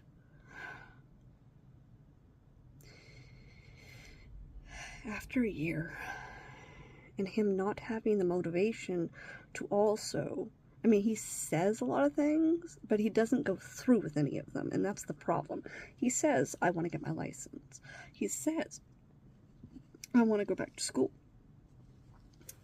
But, just like his mother before him, when those things don't work out, it's not his fault, it's everybody else's. And that is the biggest thing their mother taught them, was never to take responsibility, because she didn't do it. It is mimicked behavior. And unfortunately, my stepdaughter's learned it too. Now, I'll give her the benefit of the doubt. At least she comes to terms with it after a while and apologizes. And, she gave me a hug while, y'all were sitting in my lap. She said she was sorry, and I'm sure you guys heard that part. But I worry about her, because in those moments where she is telling you you're the idiot because you're not helping her figure out her problem, and I mean, the one thing she couldn't do this morning was, and I should not, I don't know what my username is. Well, hit forgot username. No. What? No. You need to help me. Hit forgot username. Well, it's not working. There is no forgot username. And it's literally like right there. I pulled it up. I showed it to her. Well, it's not working. It's not getting to my email fast enough. You're an idiot if you don't help me. There's nothing I can do. You need to be patient. No, fuck you. You're stupid. You never do anything for me. Give it a minute. No. Then finally she gets the username. Oh, okay, I got it. I'm going to throw this phone at the wall. I can't figure out the password. You need to help me. I don't know what your password was. Well, you need to help me. I'm like, hit forgot password. No. You need to help me. There's nothing I can do. Hit forgot password. No. I don't know what you want from me, because I don't know what else to do. You're just stupid. You just need to do it. I can hit forgot password for you, but how are you going to learn how to do it? Honestly, it's a button. It's blue. It's right there. It's right underneath there. Well, it's not going to my email. Did you check to make sure your email is there? Yes, I checked my email. What does your email say? And then she reads it off to me. I'm like, wait, are you actually just telling me your email, or are you reading it off? Well, I can't see the email. Well, then just say that. Just say, I can't verify it's my email. Well, I can't do it. You're just stupid. And other choice words. I mean, I swore, but I don't want to repeat some of the things she said. And I was just literally, like, starting to shake. Like, the voice, she's raising her voice. She's screaming at me. She's telling me, all kinds of terrible things. I'm just saying, take a breath. The taxes don't even have to be filed until April 15th. I didn't even tell her she had to do it. I literally just said that I've just filed mine this morning. And that it went through on TurboTax. And therefore, and she's like, well, can I file mine? I'm like, well, I guess so, because I was able to do mine. And because it wasn't working immediately that second, it's your fault that it's not working. And then my oldest stepson, like I said, he went to go stay with his friend. I really hoped they would be roommates together and move into an apartment together, but I had to literally drag him. I don't mean drag him because I shouldn't say literally drag him, but I literally had to go get the paperwork myself for the apartment complexes and bring it to him.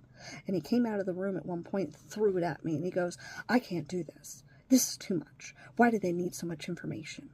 Like, it's an apartment, honey. It's very simple information. It's your name, your birthday, your social, your birthday, anything else that you've had. I mean, where else have you lived? What addresses do you have? Well, I can't do all that. So I guess I'm just not going to do it. Just like she was saying to me, well, I guess the government's going to have to come and arrest me because I can't do my taxes because I don't have my password. Boom! Honey, that's not an excuse. I'm sorry. But we all have to push through. And as you heard her go, well, I don't want to do it. That's all I kept hearing. I heard the same thing from the oldest. But after a year of living with the non-empathetic, the non-taking responsibility, the non-motivated person who never wanted to do anything except play video games and do drugs, the friend had enough. And he told him to leave. and I couldn't bring him here. And it ripped me apart inside. But I was dealing with his sister, his younger brother, who had just committed assaults on other people at school.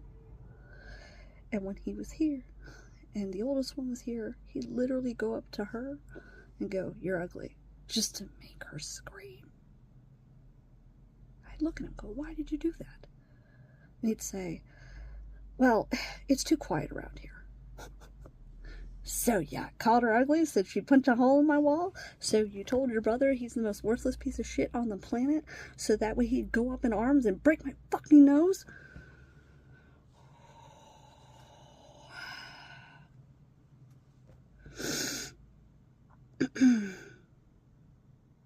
Honestly, that's not even the time that he broke my nose.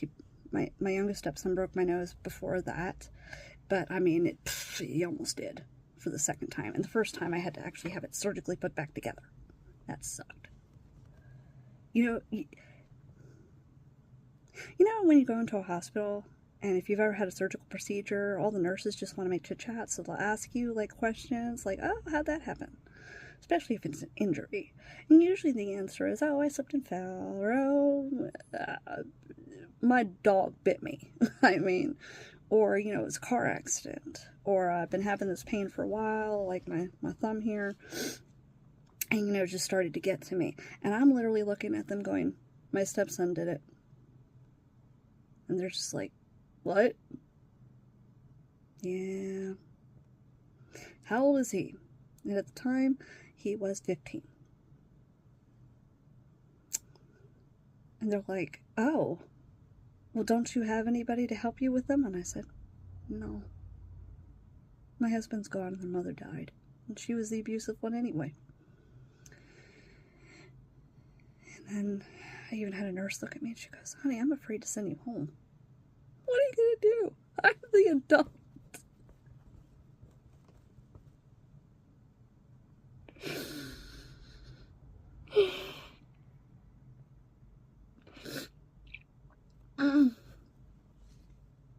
I'm not. It's a domestic violence situation. But you can't get out of it. I have custody. What am I supposed to do? Just ditch him on the side of a road? You can't just give children to the state and say, "See you later." I know you hear it all the time. But usually the parents get in trouble for that. Not the babies. I mean, the infants, yeah, you can leave them at the hospital, the fire department, whatever. It's safer for the babies anyway. In this case, my stepson is actually abusing his siblings and myself. And at one point, like, my stepdaughter was so out of control, we asked the officers, "What can we do?" Because she was so out of control. She was threatening to kill my other daughter in front of the cops, saying, "Let me back in the house, I'll do it." And we have to put her in the psych ward. I begged him not to. Like, "Dude, that is the worst place to put her. Please don't." But that day in particular was bad, and they actually didn't even give me a choice. They called an ambulance and they dragged her to it. I didn't even want to call the police that day, but she was just... I got scared.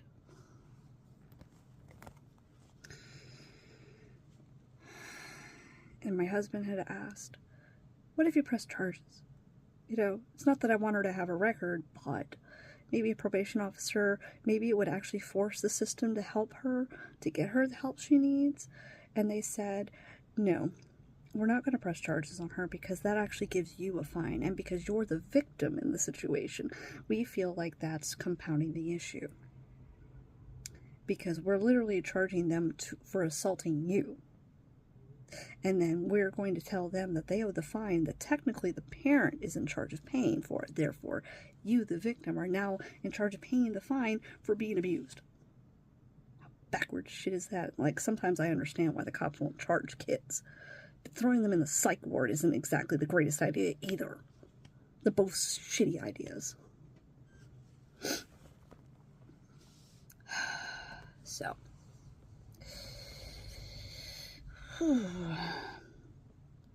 After a year, the oldest one, let's go back to that, his friend had enough. He couldn't deal with it anymore. His grandfather was dying. And, I mean, that kid, he lived with his grandfather, and my stepson could have cared less. All he did was sit there and negative. And, I mean, for another kid whose grandfather's dying, the last thing you want to hear is your best friend bitching about everything in your life being miserable 24/7 for a year. So he couldn't take it anymore, and he asked him to leave. He even gave him a month. They even offered to take him to the DMV to get his license. But he could never find a day that he wanted to go. This is how little crazy my stepson can be. I love him. Don't get me wrong. A week ago, he calls me. Cindy won't take me to the hospital. I need to go to the hospital. I'm asking him, well, why, honey, do you need to go to the hospital? I have strep throat. How do you know you have strep throat? Well, because I haven't been getting better. And if I'm not getting better, it must be strep. Honey, have you tried Mucinex? Have you tried, dehumidifier, Benadryl? Well, I found these antibiotics that were in Cindy's cupboard, and I took them, and because I started to get better on those, I know it's strep now. So therefore, you need to take me to the hospital because I don't have any antibiotics, and Cindy won't take me. And he doesn't have health insurance. And I have told him a million times how to call because I can't do it anymore. He's a fucking adult. I can't call the welfare office and say, put me back on health insurance for him because he's an adult. They'll always tell me the same thing.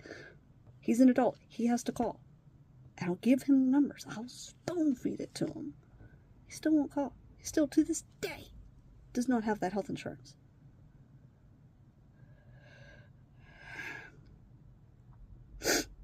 They have been taught to be so helpless that it's scary.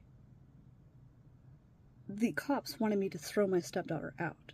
In fact, actually, one day, she was so out of control, my son got scared and called 911, and they literally manhandled her out of my house. And they're telling me, don't put her back in. And I'm crying. I can't take it anymore either. But she's not equipped to deal with the real world. She'll die out there. She's so starved for affection, she will go up to random strangers and be best friends with them and fall in love with them within a day. I'm like, she's the one who, if a random fucking stranger walked up to her with a van and said, hey, get in here, we're going to be best friends and, I'll be your husband and, we'll live happily ever after in California, she'd be like, oh, okay, and hop right the fuck in. Second thought. And I know this because she's actually done it. And I was like, what the? And then, of course, she comes to me crying afterwards going, oh, he made me turn off my phone so you wouldn't know where I was. And I'm like, why did you do that? Well, because he said he loved me. You've known him for 3 fucking days. He doesn't love you. I told her in the nicest way possible, he smells damage on you. And they're taking advantage of you. And, of course, she cried to me and said that he had talked her into bed. And I was like, oh, no.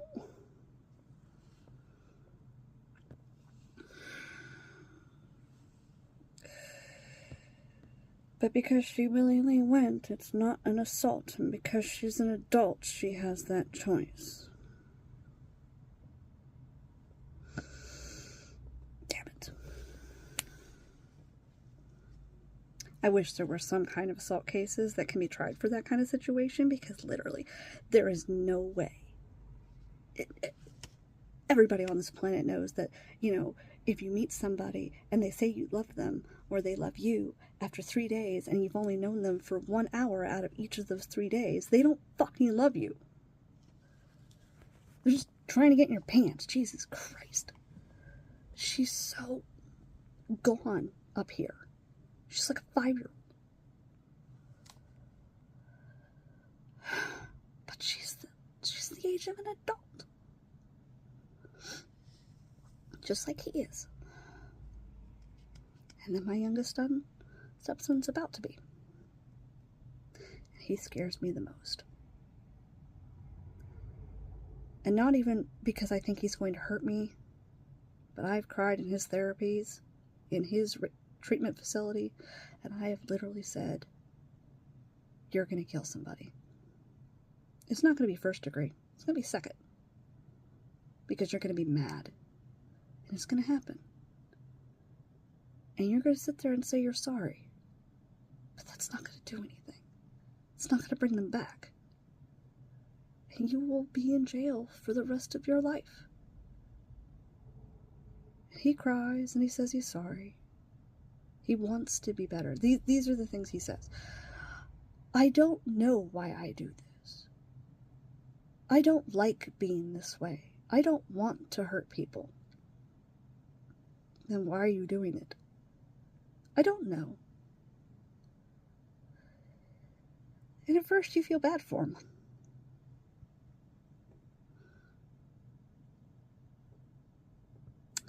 Because he gives off this really great persona where he's happy all the time. Calls me every day from the treatment facility. Hi, Jess. How are you? I'm having a great day. Really? Or some days he'll call me when he's done something wrong. And he'll go, hi, Jess.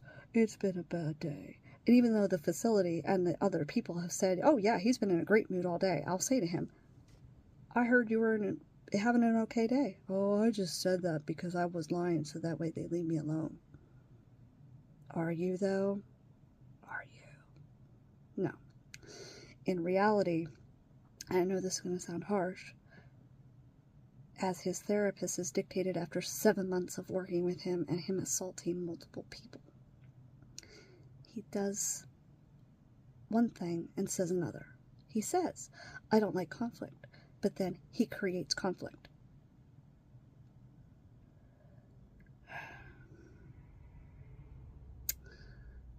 And it's all due to Mom.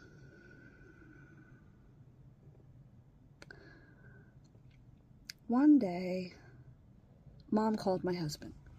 He's out of control. I don't know what to do. He's got a knife.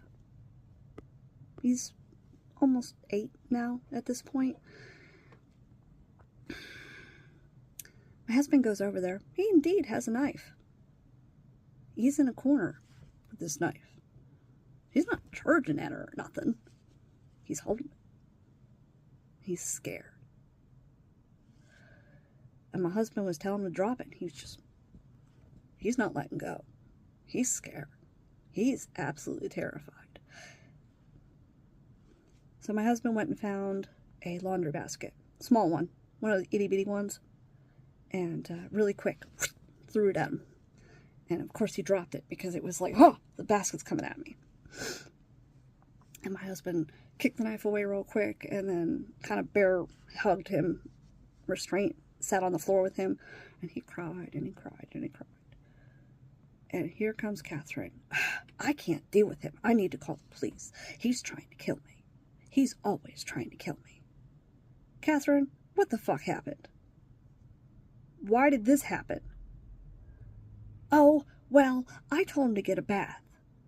And he said no. So I called him a bitch, and he got mad. So then I had to restrain him on the floor because I'm trained to do that. And then he got upset because he said I was hurting him. But I was trained to restrain him. So I had him pinned to the fucking floor. And then he gets out and he gets the knife. There's a million things that could have stopped that from happening. Number one, why'd you call him a bitch, you idiot? Why did you restrain a 7-fucking-year-old on the floor because he wouldn't get a fucking shower? Well, I can't deal with him. 2 days before Christmas. 2 fucking days before Christmas. My husband calls me. What do I do? Offer to take him. Offer to take him off her hands for a couple days. Offer. And she's just, no, I don't want you to have him. Well, Catherine, do you want him to go to the psych ward? Do you want to have to explain to yourself again to the police that he's out of control. Like, we have to appease her at this point, trying to make her feel like she's the victim, because she's always the victim. So, Catherine, don't you want to feel safe? Can we just have the kid for a couple days?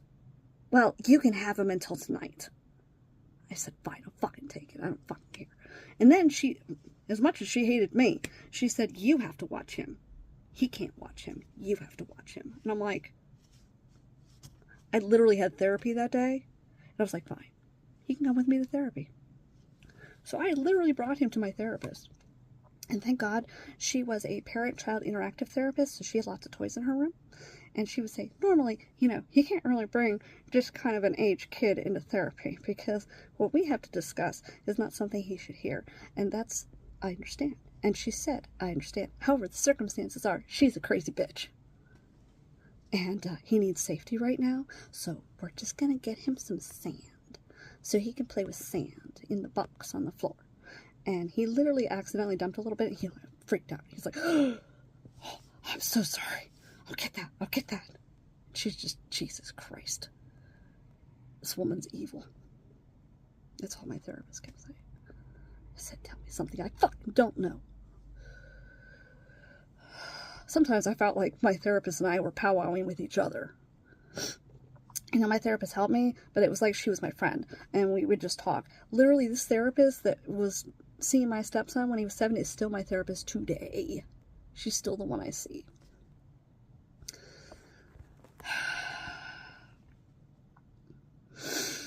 My EMDR therapist was his EMDR therapist, because there was nobody else on this fucking planet who could comprehend this woman. We did have another EMDR therapist, but he actually discharged him because he said he couldn't give him the therapy he needed. We had our great trauma therapist who worked with my stepdaughter, who ended up dying. Very unexpectedly, because the hospital neglected to acknowledge the fact that she was dying. That she didn't just have a stomach flu, and she died that night. She was a great therapist. That's terrible loss. She was a great therapist. Because she worked with me for my stepdaughter, she worked with Catherine, and then she also worked with Cindy. So she had this wonderful trifecta view of all three houses. And I didn't have to tell her anything, because she saw it. Cindy would literally bring in my oldest stepson and be like, he's out of control. He's always the problem. He won't do anything right. The reason why he was in juvenile hall is because literally he came home, and just like his mother would do to my youngest stepson, as soon as he walks in the door, boom, it's something bad. She's yelling at him saying, oh, you didn't do this one dish. Therefore, I locked up your Xbox and all your stuff, and ha ha ha, I've taken all of your things away from you. He's about to be 16 years old, and he's just, what? What'd you do? Why? And she's laughing at him about it. And of course, he's upset. And he's like, you know what? I know where you put it. I know where you put it. You put it in that fucking safe. I'm going to go get an axe. I'm going to break into that safe. This is how bad Cindy is. He walks to the shed. He says, and he's openly admitted this. He says, I picked up the axe.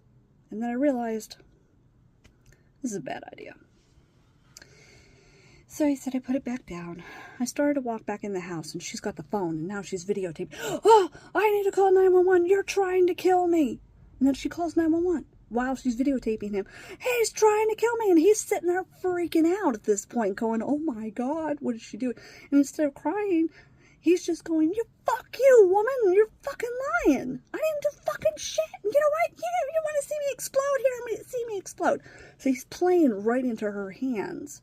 The same way my youngest stepson would, lose his fucking shit.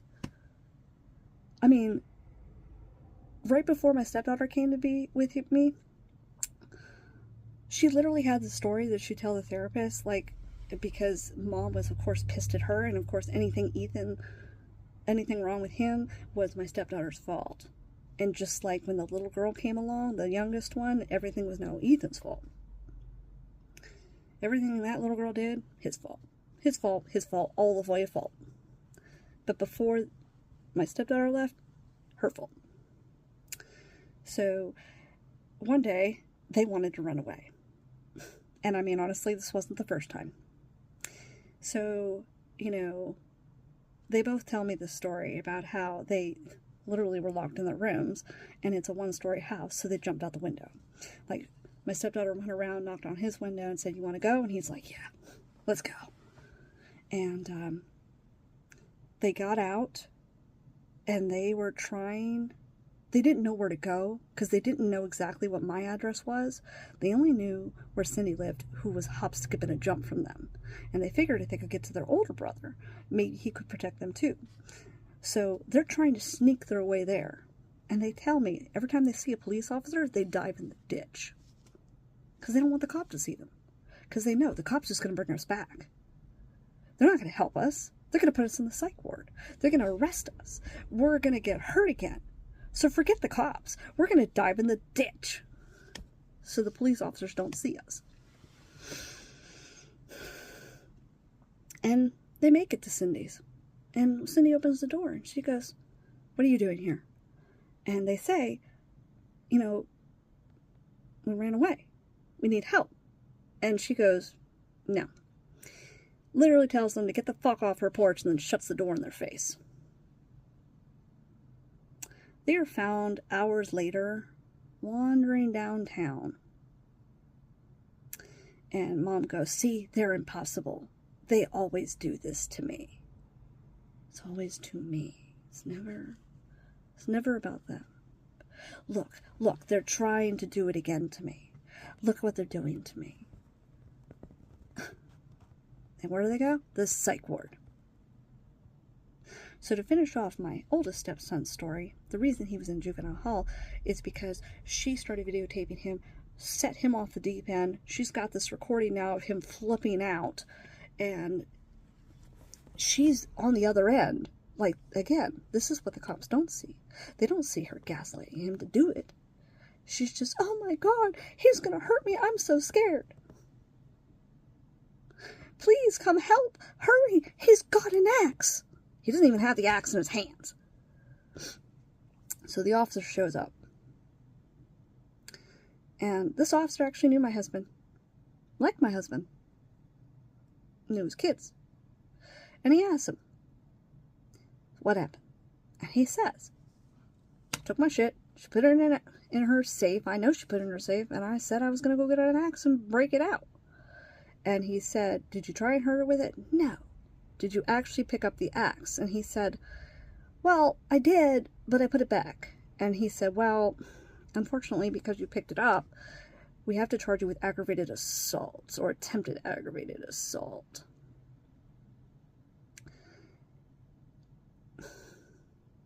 My stepson and the police report say the same thing. He said, "I turned around, I put my hands behind my back, and I said, 'Just get me out of here. I don't want to be here anymore.'"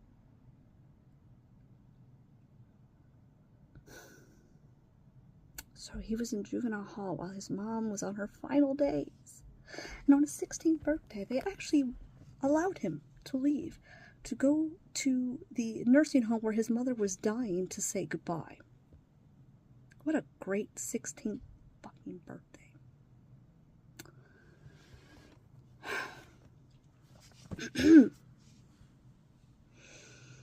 And they actually told Cindy she could keep him out all day. Give him a nice birthday. Because his mother's dying. She took him to the nursing home. He literally sat by her side and he said, "Well, Mom, we could have had a good relationship. But you were a bitch."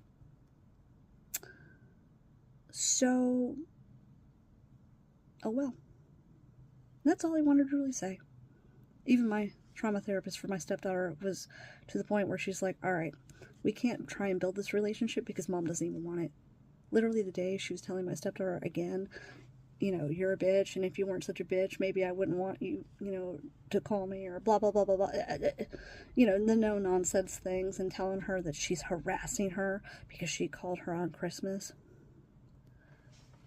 And, oh yeah, and the other thing she would do, is, oh, by the way, she harassed me today, she harassed me last month, she harassed me 5 years ago, and therefore I'm mad at them now.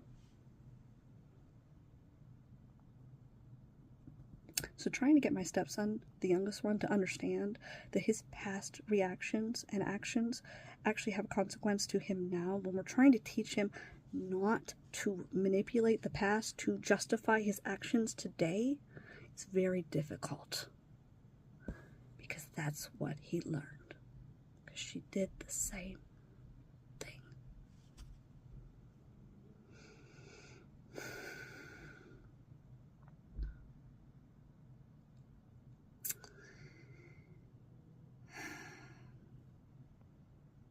One of her final acts on Facebook was to write up this giant paragraph saying he was the reason she was dying of cancer, and I am not exaggerating even a little.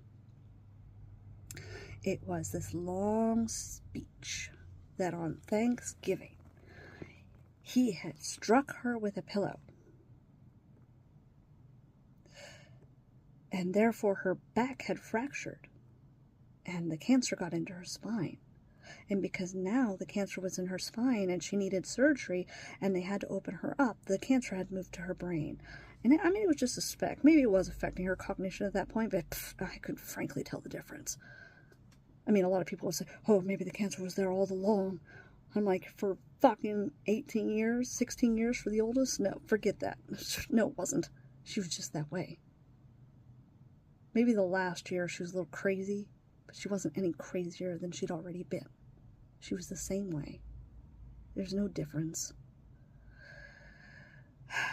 A lot of people try and justify it. Even, again, child services couldn't even comprehend it. They would sit there and say, nobody's that evil. Yeah, there are people like that. I'm very sad to say that. But they are. So,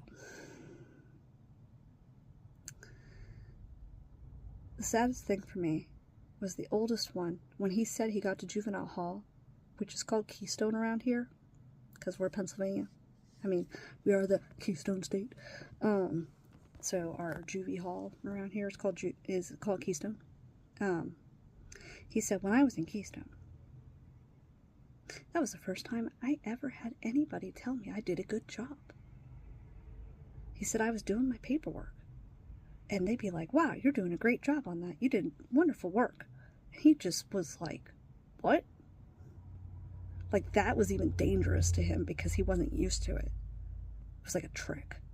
Like, what do you want? And there's that C-PTSD again. You're trained one way, that normal is different, and different is scary.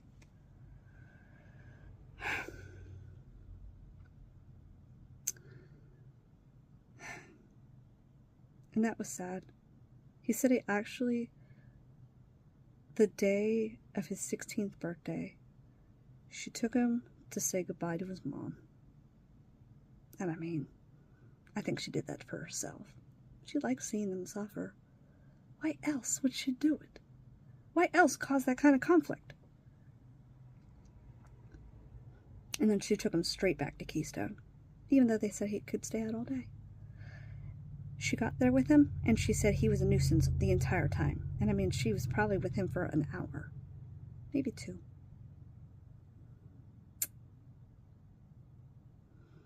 He even asked. He begged.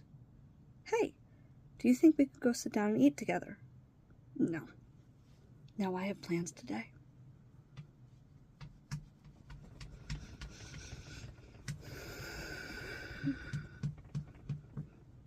It's no wonder the way he is.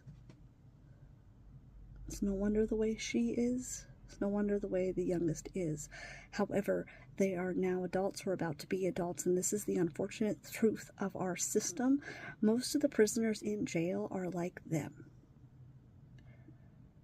They have some kind of mental illness, some kind of abuse in their past that has led them up to be the way they are. But at some point, responsibility has to kick in. You become stuck in this, as a therapist would say, therapists want the world to go into a therapy box. And the rest of the world is, fuck you, you're in my way. Who cares about your mental illness? No, your employer doesn't care about you having PTSD. He doesn't care if you have ADHD or if you have trouble concentrating. He doesn't care if you are not mentally able to memorize the tables at a restaurant. It's do the job or get out. There is no sympathy from your employer. Now, I'm sure there are employers out there that are great. I did have 2 of my own. I love them to death. But actually, one of them did get her doctorate in psychiatry. So, and psychology. So, she was a therapist. And that was great for me because, having that ear to listen to was great. But at the end of the day, she was my employer. I was 16.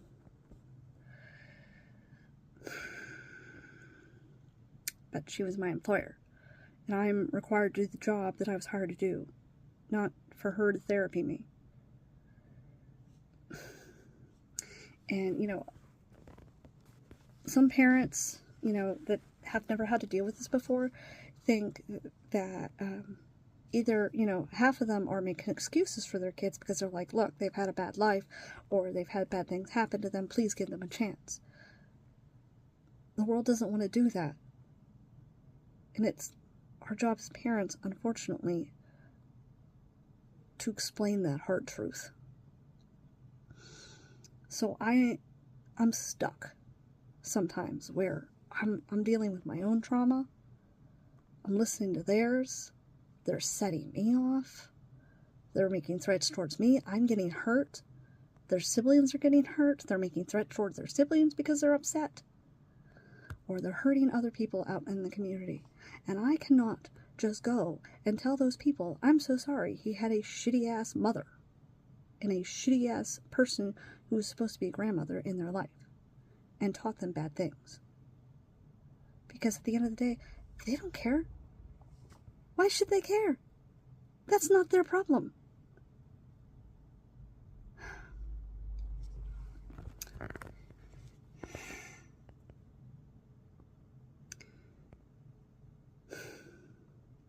So there you have it.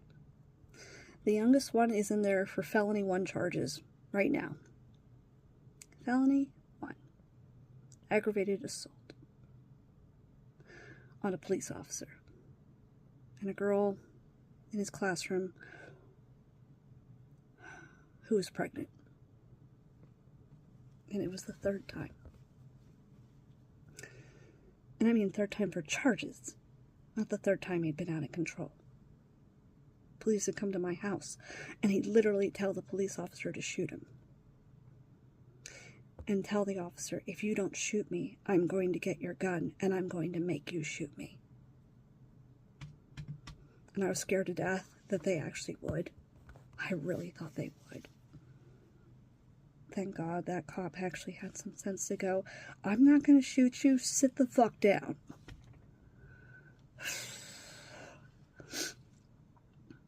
Because even though they're mentally up here, a child, they're bigger than me. All 3 of them.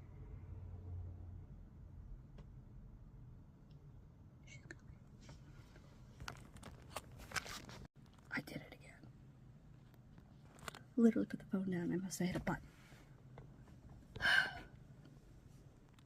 Dang it. But yeah, so mentally up here, they're a child. They're not. They're bigger than I am. The 17-year-old is 6 foot and over 200 pounds. When he puts his fist through something, it goes through the wall. I have about 10 holes in my walls that I still haven't been able to patch. The people have wandered through my house and they go, is that a fist? Because they can see the knuckle imprints. And I'm like, yeah. And then I get the lecture. Why did you bring that child into your house? How could you put him in front of your other children? Well, I'm sorry. Fucking, I have a heart. And I felt bad because I knew his mother was a lunatic, crazy-ass woman, and Cindy put them through all this fucking shit, too.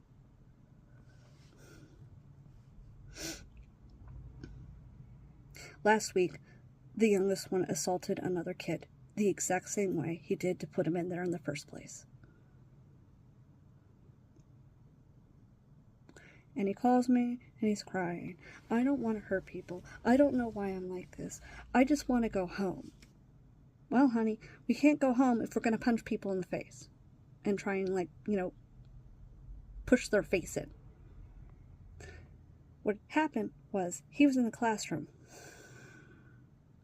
Sounds like his mother. When he has these fits. Sorry, spam call. Spam call. Sucks, but it is what it is. So,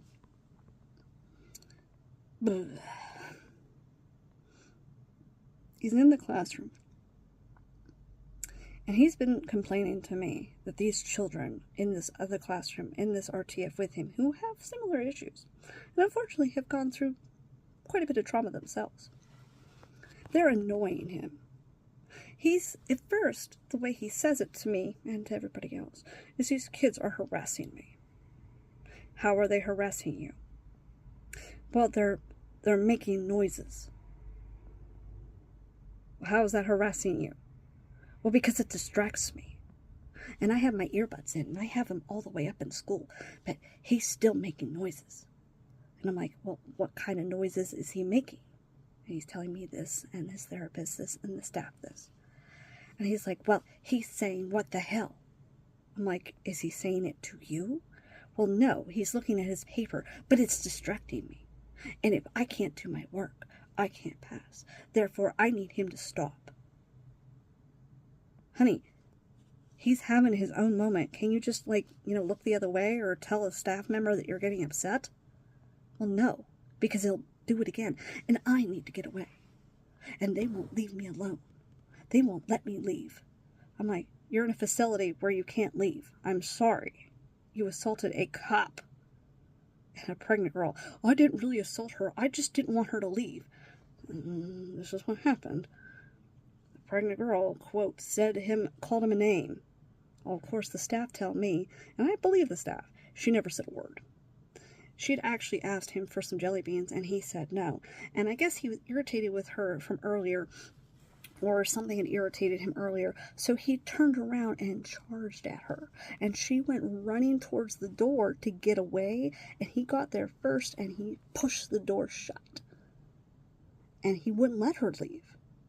And there was an officer, because he's in a special school for behaviors, because he's been in there since he was 7.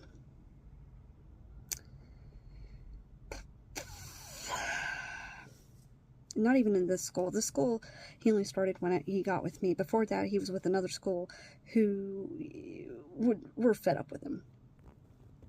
I mean, at first they sympathized with him, but they were fed up with him. And I mean, frankly, I kind of don't blame them. There's a point where it's, you have to start thinking about the person you've hurt, not just your feelings anymore. So she's terrorized. He's chasing her down. The officer gets in between them, so he starts taking swings at the officer. And the officer's trying to restrain him, and he's beating the fuck out of the officer. And then they eventually get him into a room where they shut the door. And, at first they actually left it open, but he kept trying to charge the fucking officer. And at one point, he wrestled with the officer so badly, the officer's body camera fell off. And it fell into the room, and they shut the door, and he was body slamming that door, and he's 200 fucking pounds. He actually bent the handles, and I mean, these are hospital-type doors. If anybody knows a hospital-type door, they are thick. They are steel. You barely can open them yourself, and he's body slamming them to the point where he made dents in it. Almost knocked the whole thing off. And I have photographs, unfortunately, of this. And coup de grace, smashes the body camera, takes the pieces, and then starts slicing himself up. saying, I deserve to die. Now, this is very typical of his behavior. It is, oh shit, I've done something wrong. I better throw a pity party and show remorse. It's not real. And that's the real sad thing. His remorse is not real. It's a tactic to make you feel bad, so you won't give him consequences. And it's worked. The first time, he smashed his phone on a girl's head. When we asked him why, and he got a simple assault for this, he said, well, because she was arguing with another girl, and if she didn't stop arguing, the van wasn't going to leave, and I needed her to leave, so I told her to shut up, or else I was going to hurt her, and she didn't shut up, so I warned her, and therefore I hurt her. He's like, she ducked the first time, so I missed, so I did it again. And you don't see. And we're just like, and you don't see anything wrong with this? Well, no, I warned her. She shouldn't have been doing that. Simple assault charges. What? Why would I get simple assault? She was the one being the problem. That judge felt bad for him. Gave him community service, 20 hours of it, slap on the wrist, and told him to write a statement saying what he had learned. And he did a pretty good job. Told the officer, you know, exactly what you would expect. I was so wrong in doing what I did. I shouldn't have done that. I will take time to learn better coping skills. Because he's been in therapy for so long, he knows the technical terms. When he put his phone down on that girl, he dropped on her head like an axe. He actually split her skull. She had to go to the hospital. Now, she got charges too. Because, I mean, she was fighting with this other girl.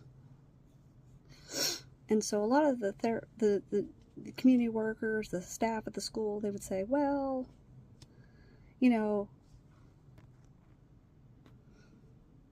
they'd say, well, you know, his anxiety was high. Maybe I wouldn't know what to do. They're trying to put themselves in his shoes.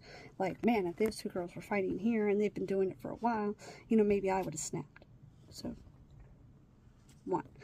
I mean, the school's kind of aware of how he acted here and how my nose got broke and how it had to be put back together and blah, blah, blah.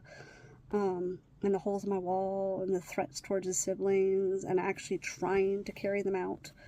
But they hadn't seen it.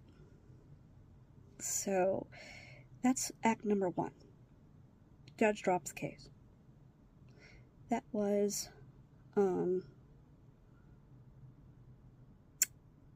let's say about April 2023. October 2023. This time he's scared people. Instead of doing his normal getting up and screaming and threatening and then exploding, this time he was calm. Another kid in the room, having issues, doesn't like changing routine. This kid's getting up in front of this teacher's face, yelling at the teacher, saying he's going to hit the teacher. He actually takes a swing at the teacher. Teacher ducks, gets him in a very quick hold, just kind of tucks his arms underneath, gets the kid to lift his arms up. Kid goes, okay, I'm done. Puts his arms down. Kid starts walking out of the room. My stepson is being instructed, along with the rest of the class, to leave the room, so therefore the staff can work on this other child. He doesn't want to leave the room. So the staff's version of it is, and it matches his, and again, he doesn't see anything wrong with this. They watch him get up, they're telling him to leave. He starts walking towards the door, but he stops. There's a chair right there. He looks at it for a minute. And they're just kind of like,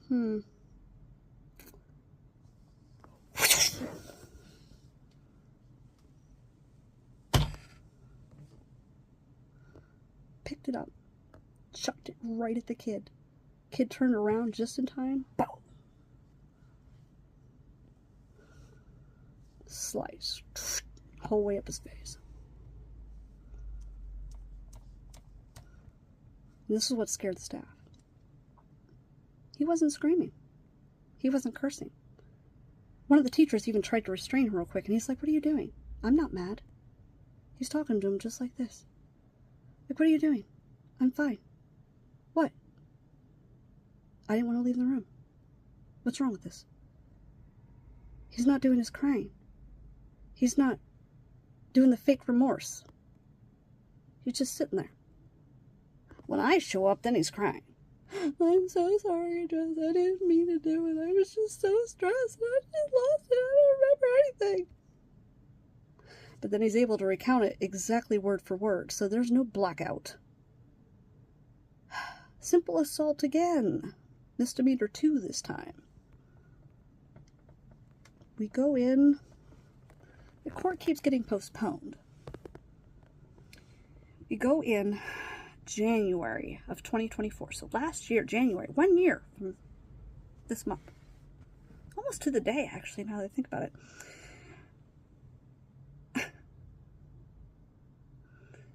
We sit down with the defense attorney. I'm not going to bail him out. He needs to learn.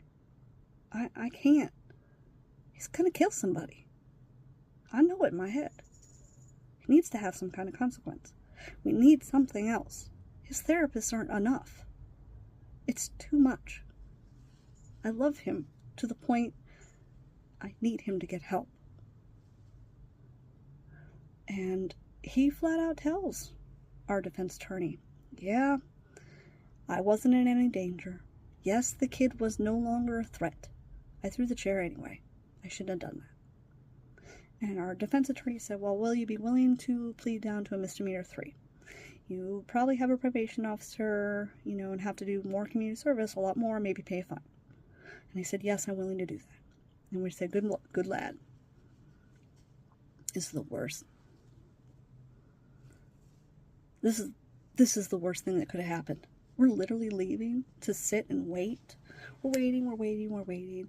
The DA is gone somewhere. We don't know where he's gone. This isn't even a county that I'm familiar with because it's not our county. It's in the city of the schools, which is in a different county from the one I'm in currently. The defense attorney comes down. He goes, "Oh, guess what? The DA decided to drop the charges." What? Why? Well, because the kid actually who got hurt says he feels responsible for the whole situation, so he told the DA he didn't want Ethan to face any charges. What? The worst thing that could have happened. I knew what that meant in my head. I just knew it. It's just great. Now he doesn't think there is any consequences to his actions. That they're just gonna... He did something very serious. This kid ended up in the hospital, stitches all the way up his face.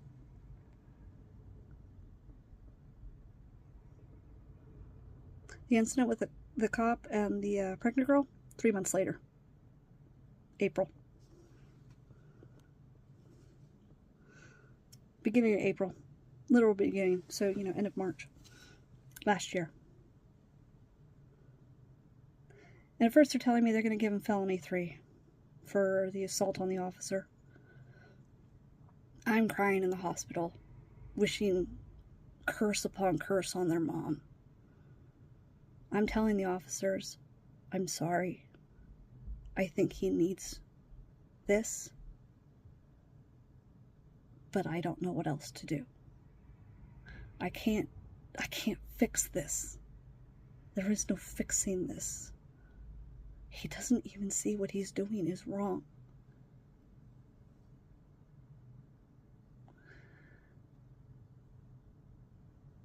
And that I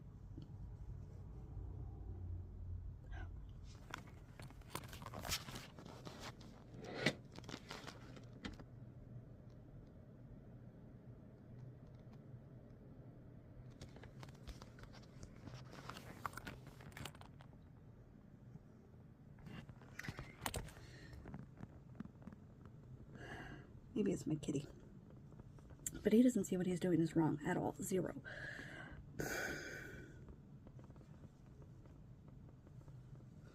And I'm lost. And this is where his therapist is, it's time. He needs a treatment facility. Yes, he does. Yes, he does.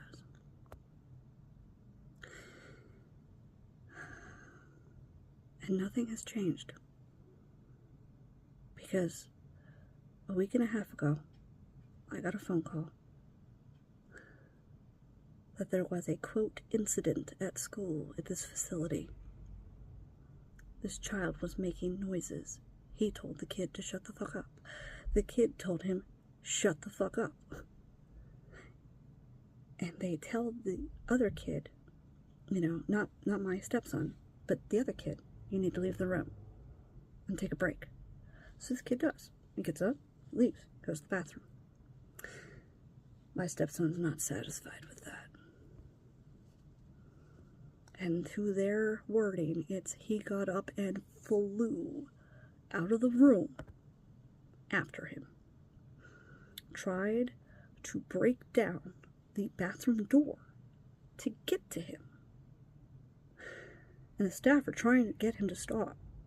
He's 6 foot, 200 pounds. And they don't want to hurt him. And it's a delicate situation. He's in a trauma treatment facility to deal with his mom's bullshit and deal with this at the same time, which is very difficult.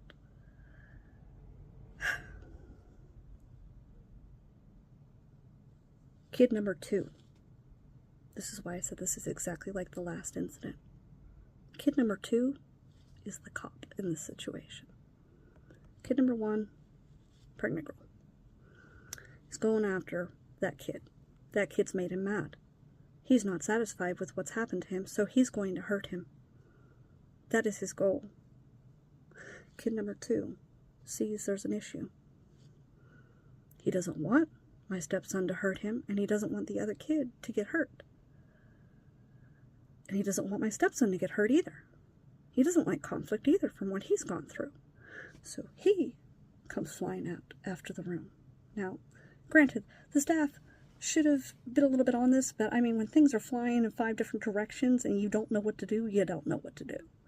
So kid number 2 grabs my stepson, literally wraps his arm around his neck and pulls him backwards, kind of in a headlock. And he's not trying to hurt him, he's trying to restrain him. What does my stepson do? Well, he's bigger.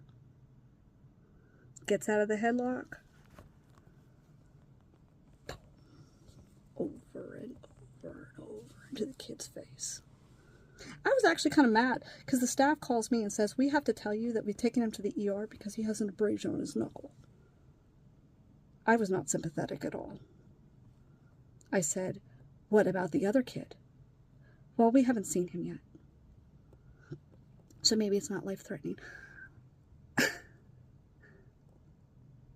Okay. I actually got annoyed with this and I brought it up with his therapist because I said, where's the empathy for the other child?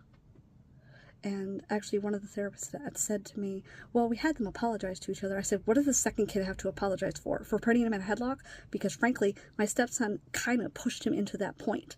And he didn't even fight back. He didn't swing back.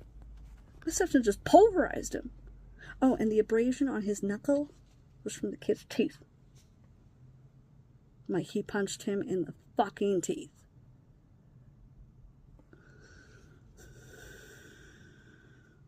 Two days later, he calls me, hi, Jess, what's up? And I'm like, nothing. What are you doing? I'm just kind of letting him go. After 10 minutes or so, he's like, so did you hear?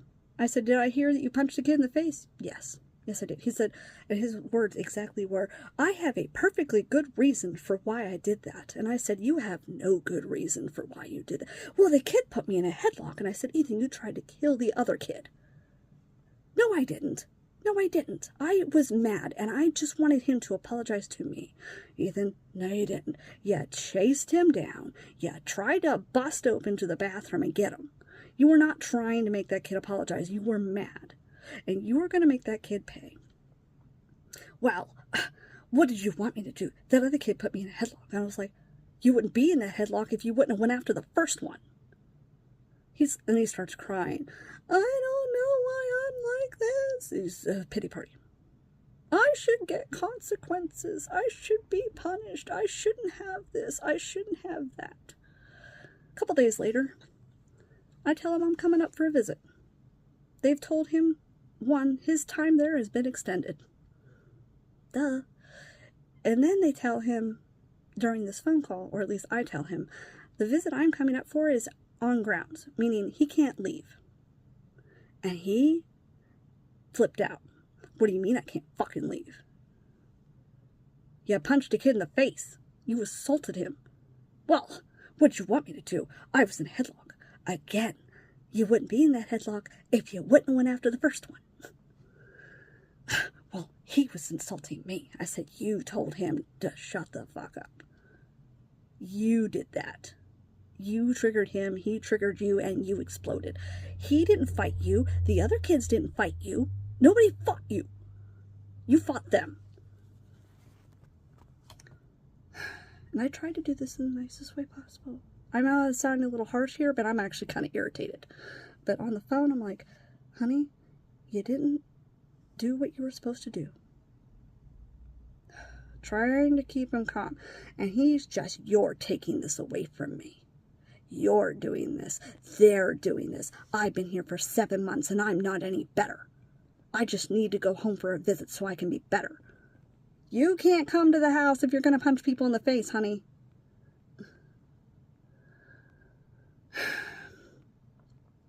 Oh, he effed me up and down. He called me every name in the book. He was screaming to high heavens and making threats of hurting himself and others and running out of the facility. I was not wanting to go up there. And in fact, actually, I had an injury on that day. I actually fell. And, I mean, this was already hurting.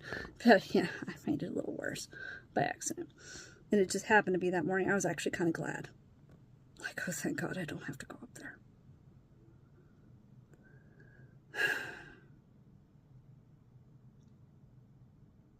And of course, 2 days later, it's, I'm sorry, I don't know why I acted that way towards you on the phone. It's like, I know exactly why you acted that way. Because you say you want consequences, but you don't really want consequences. Because when consequences actually happen, even though they're not even really that bad, they're kind of a given, you explode. Just like when you tried to stab, I don't say try, he did. He stabbed his sister, my stepdaughter, in the stomach with a fork. And what he said to me was, well, if she didn't make me mad, I wouldn't have had to do that. Boy, that is the scariest statement I have ever heard. And I literally looked at him and said that. I said, that is the most terrifying thing I have ever heard you say.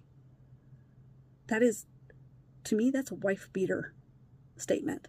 I wouldn't have to hurt you if you didn't do if you just do what I say. That's scary to me. That is why he needs to be where he is. And why his therapist is now saying, I don't know if it's good for him to come home. And I'm kind of the same way. I love him. I feel bad for him. He had a shitty ass life. He's violent. And he doesn't care. The only thing he cared about was if he was going to get charges. He was mad that he was going to get consequences for his actions. What do you say to that? Well, I've blattered on for a few hours now. I think I'll go over this a little later because my other children are home and I don't want them to know what I'm doing. Because this upsets them. It just brings up bad memories. So I thank you all for listening and listening to me cry and go bananas and watch me eat and run around my house and listening to this. And I will see you all later. I'll try and finish this another day, maybe tomorrow.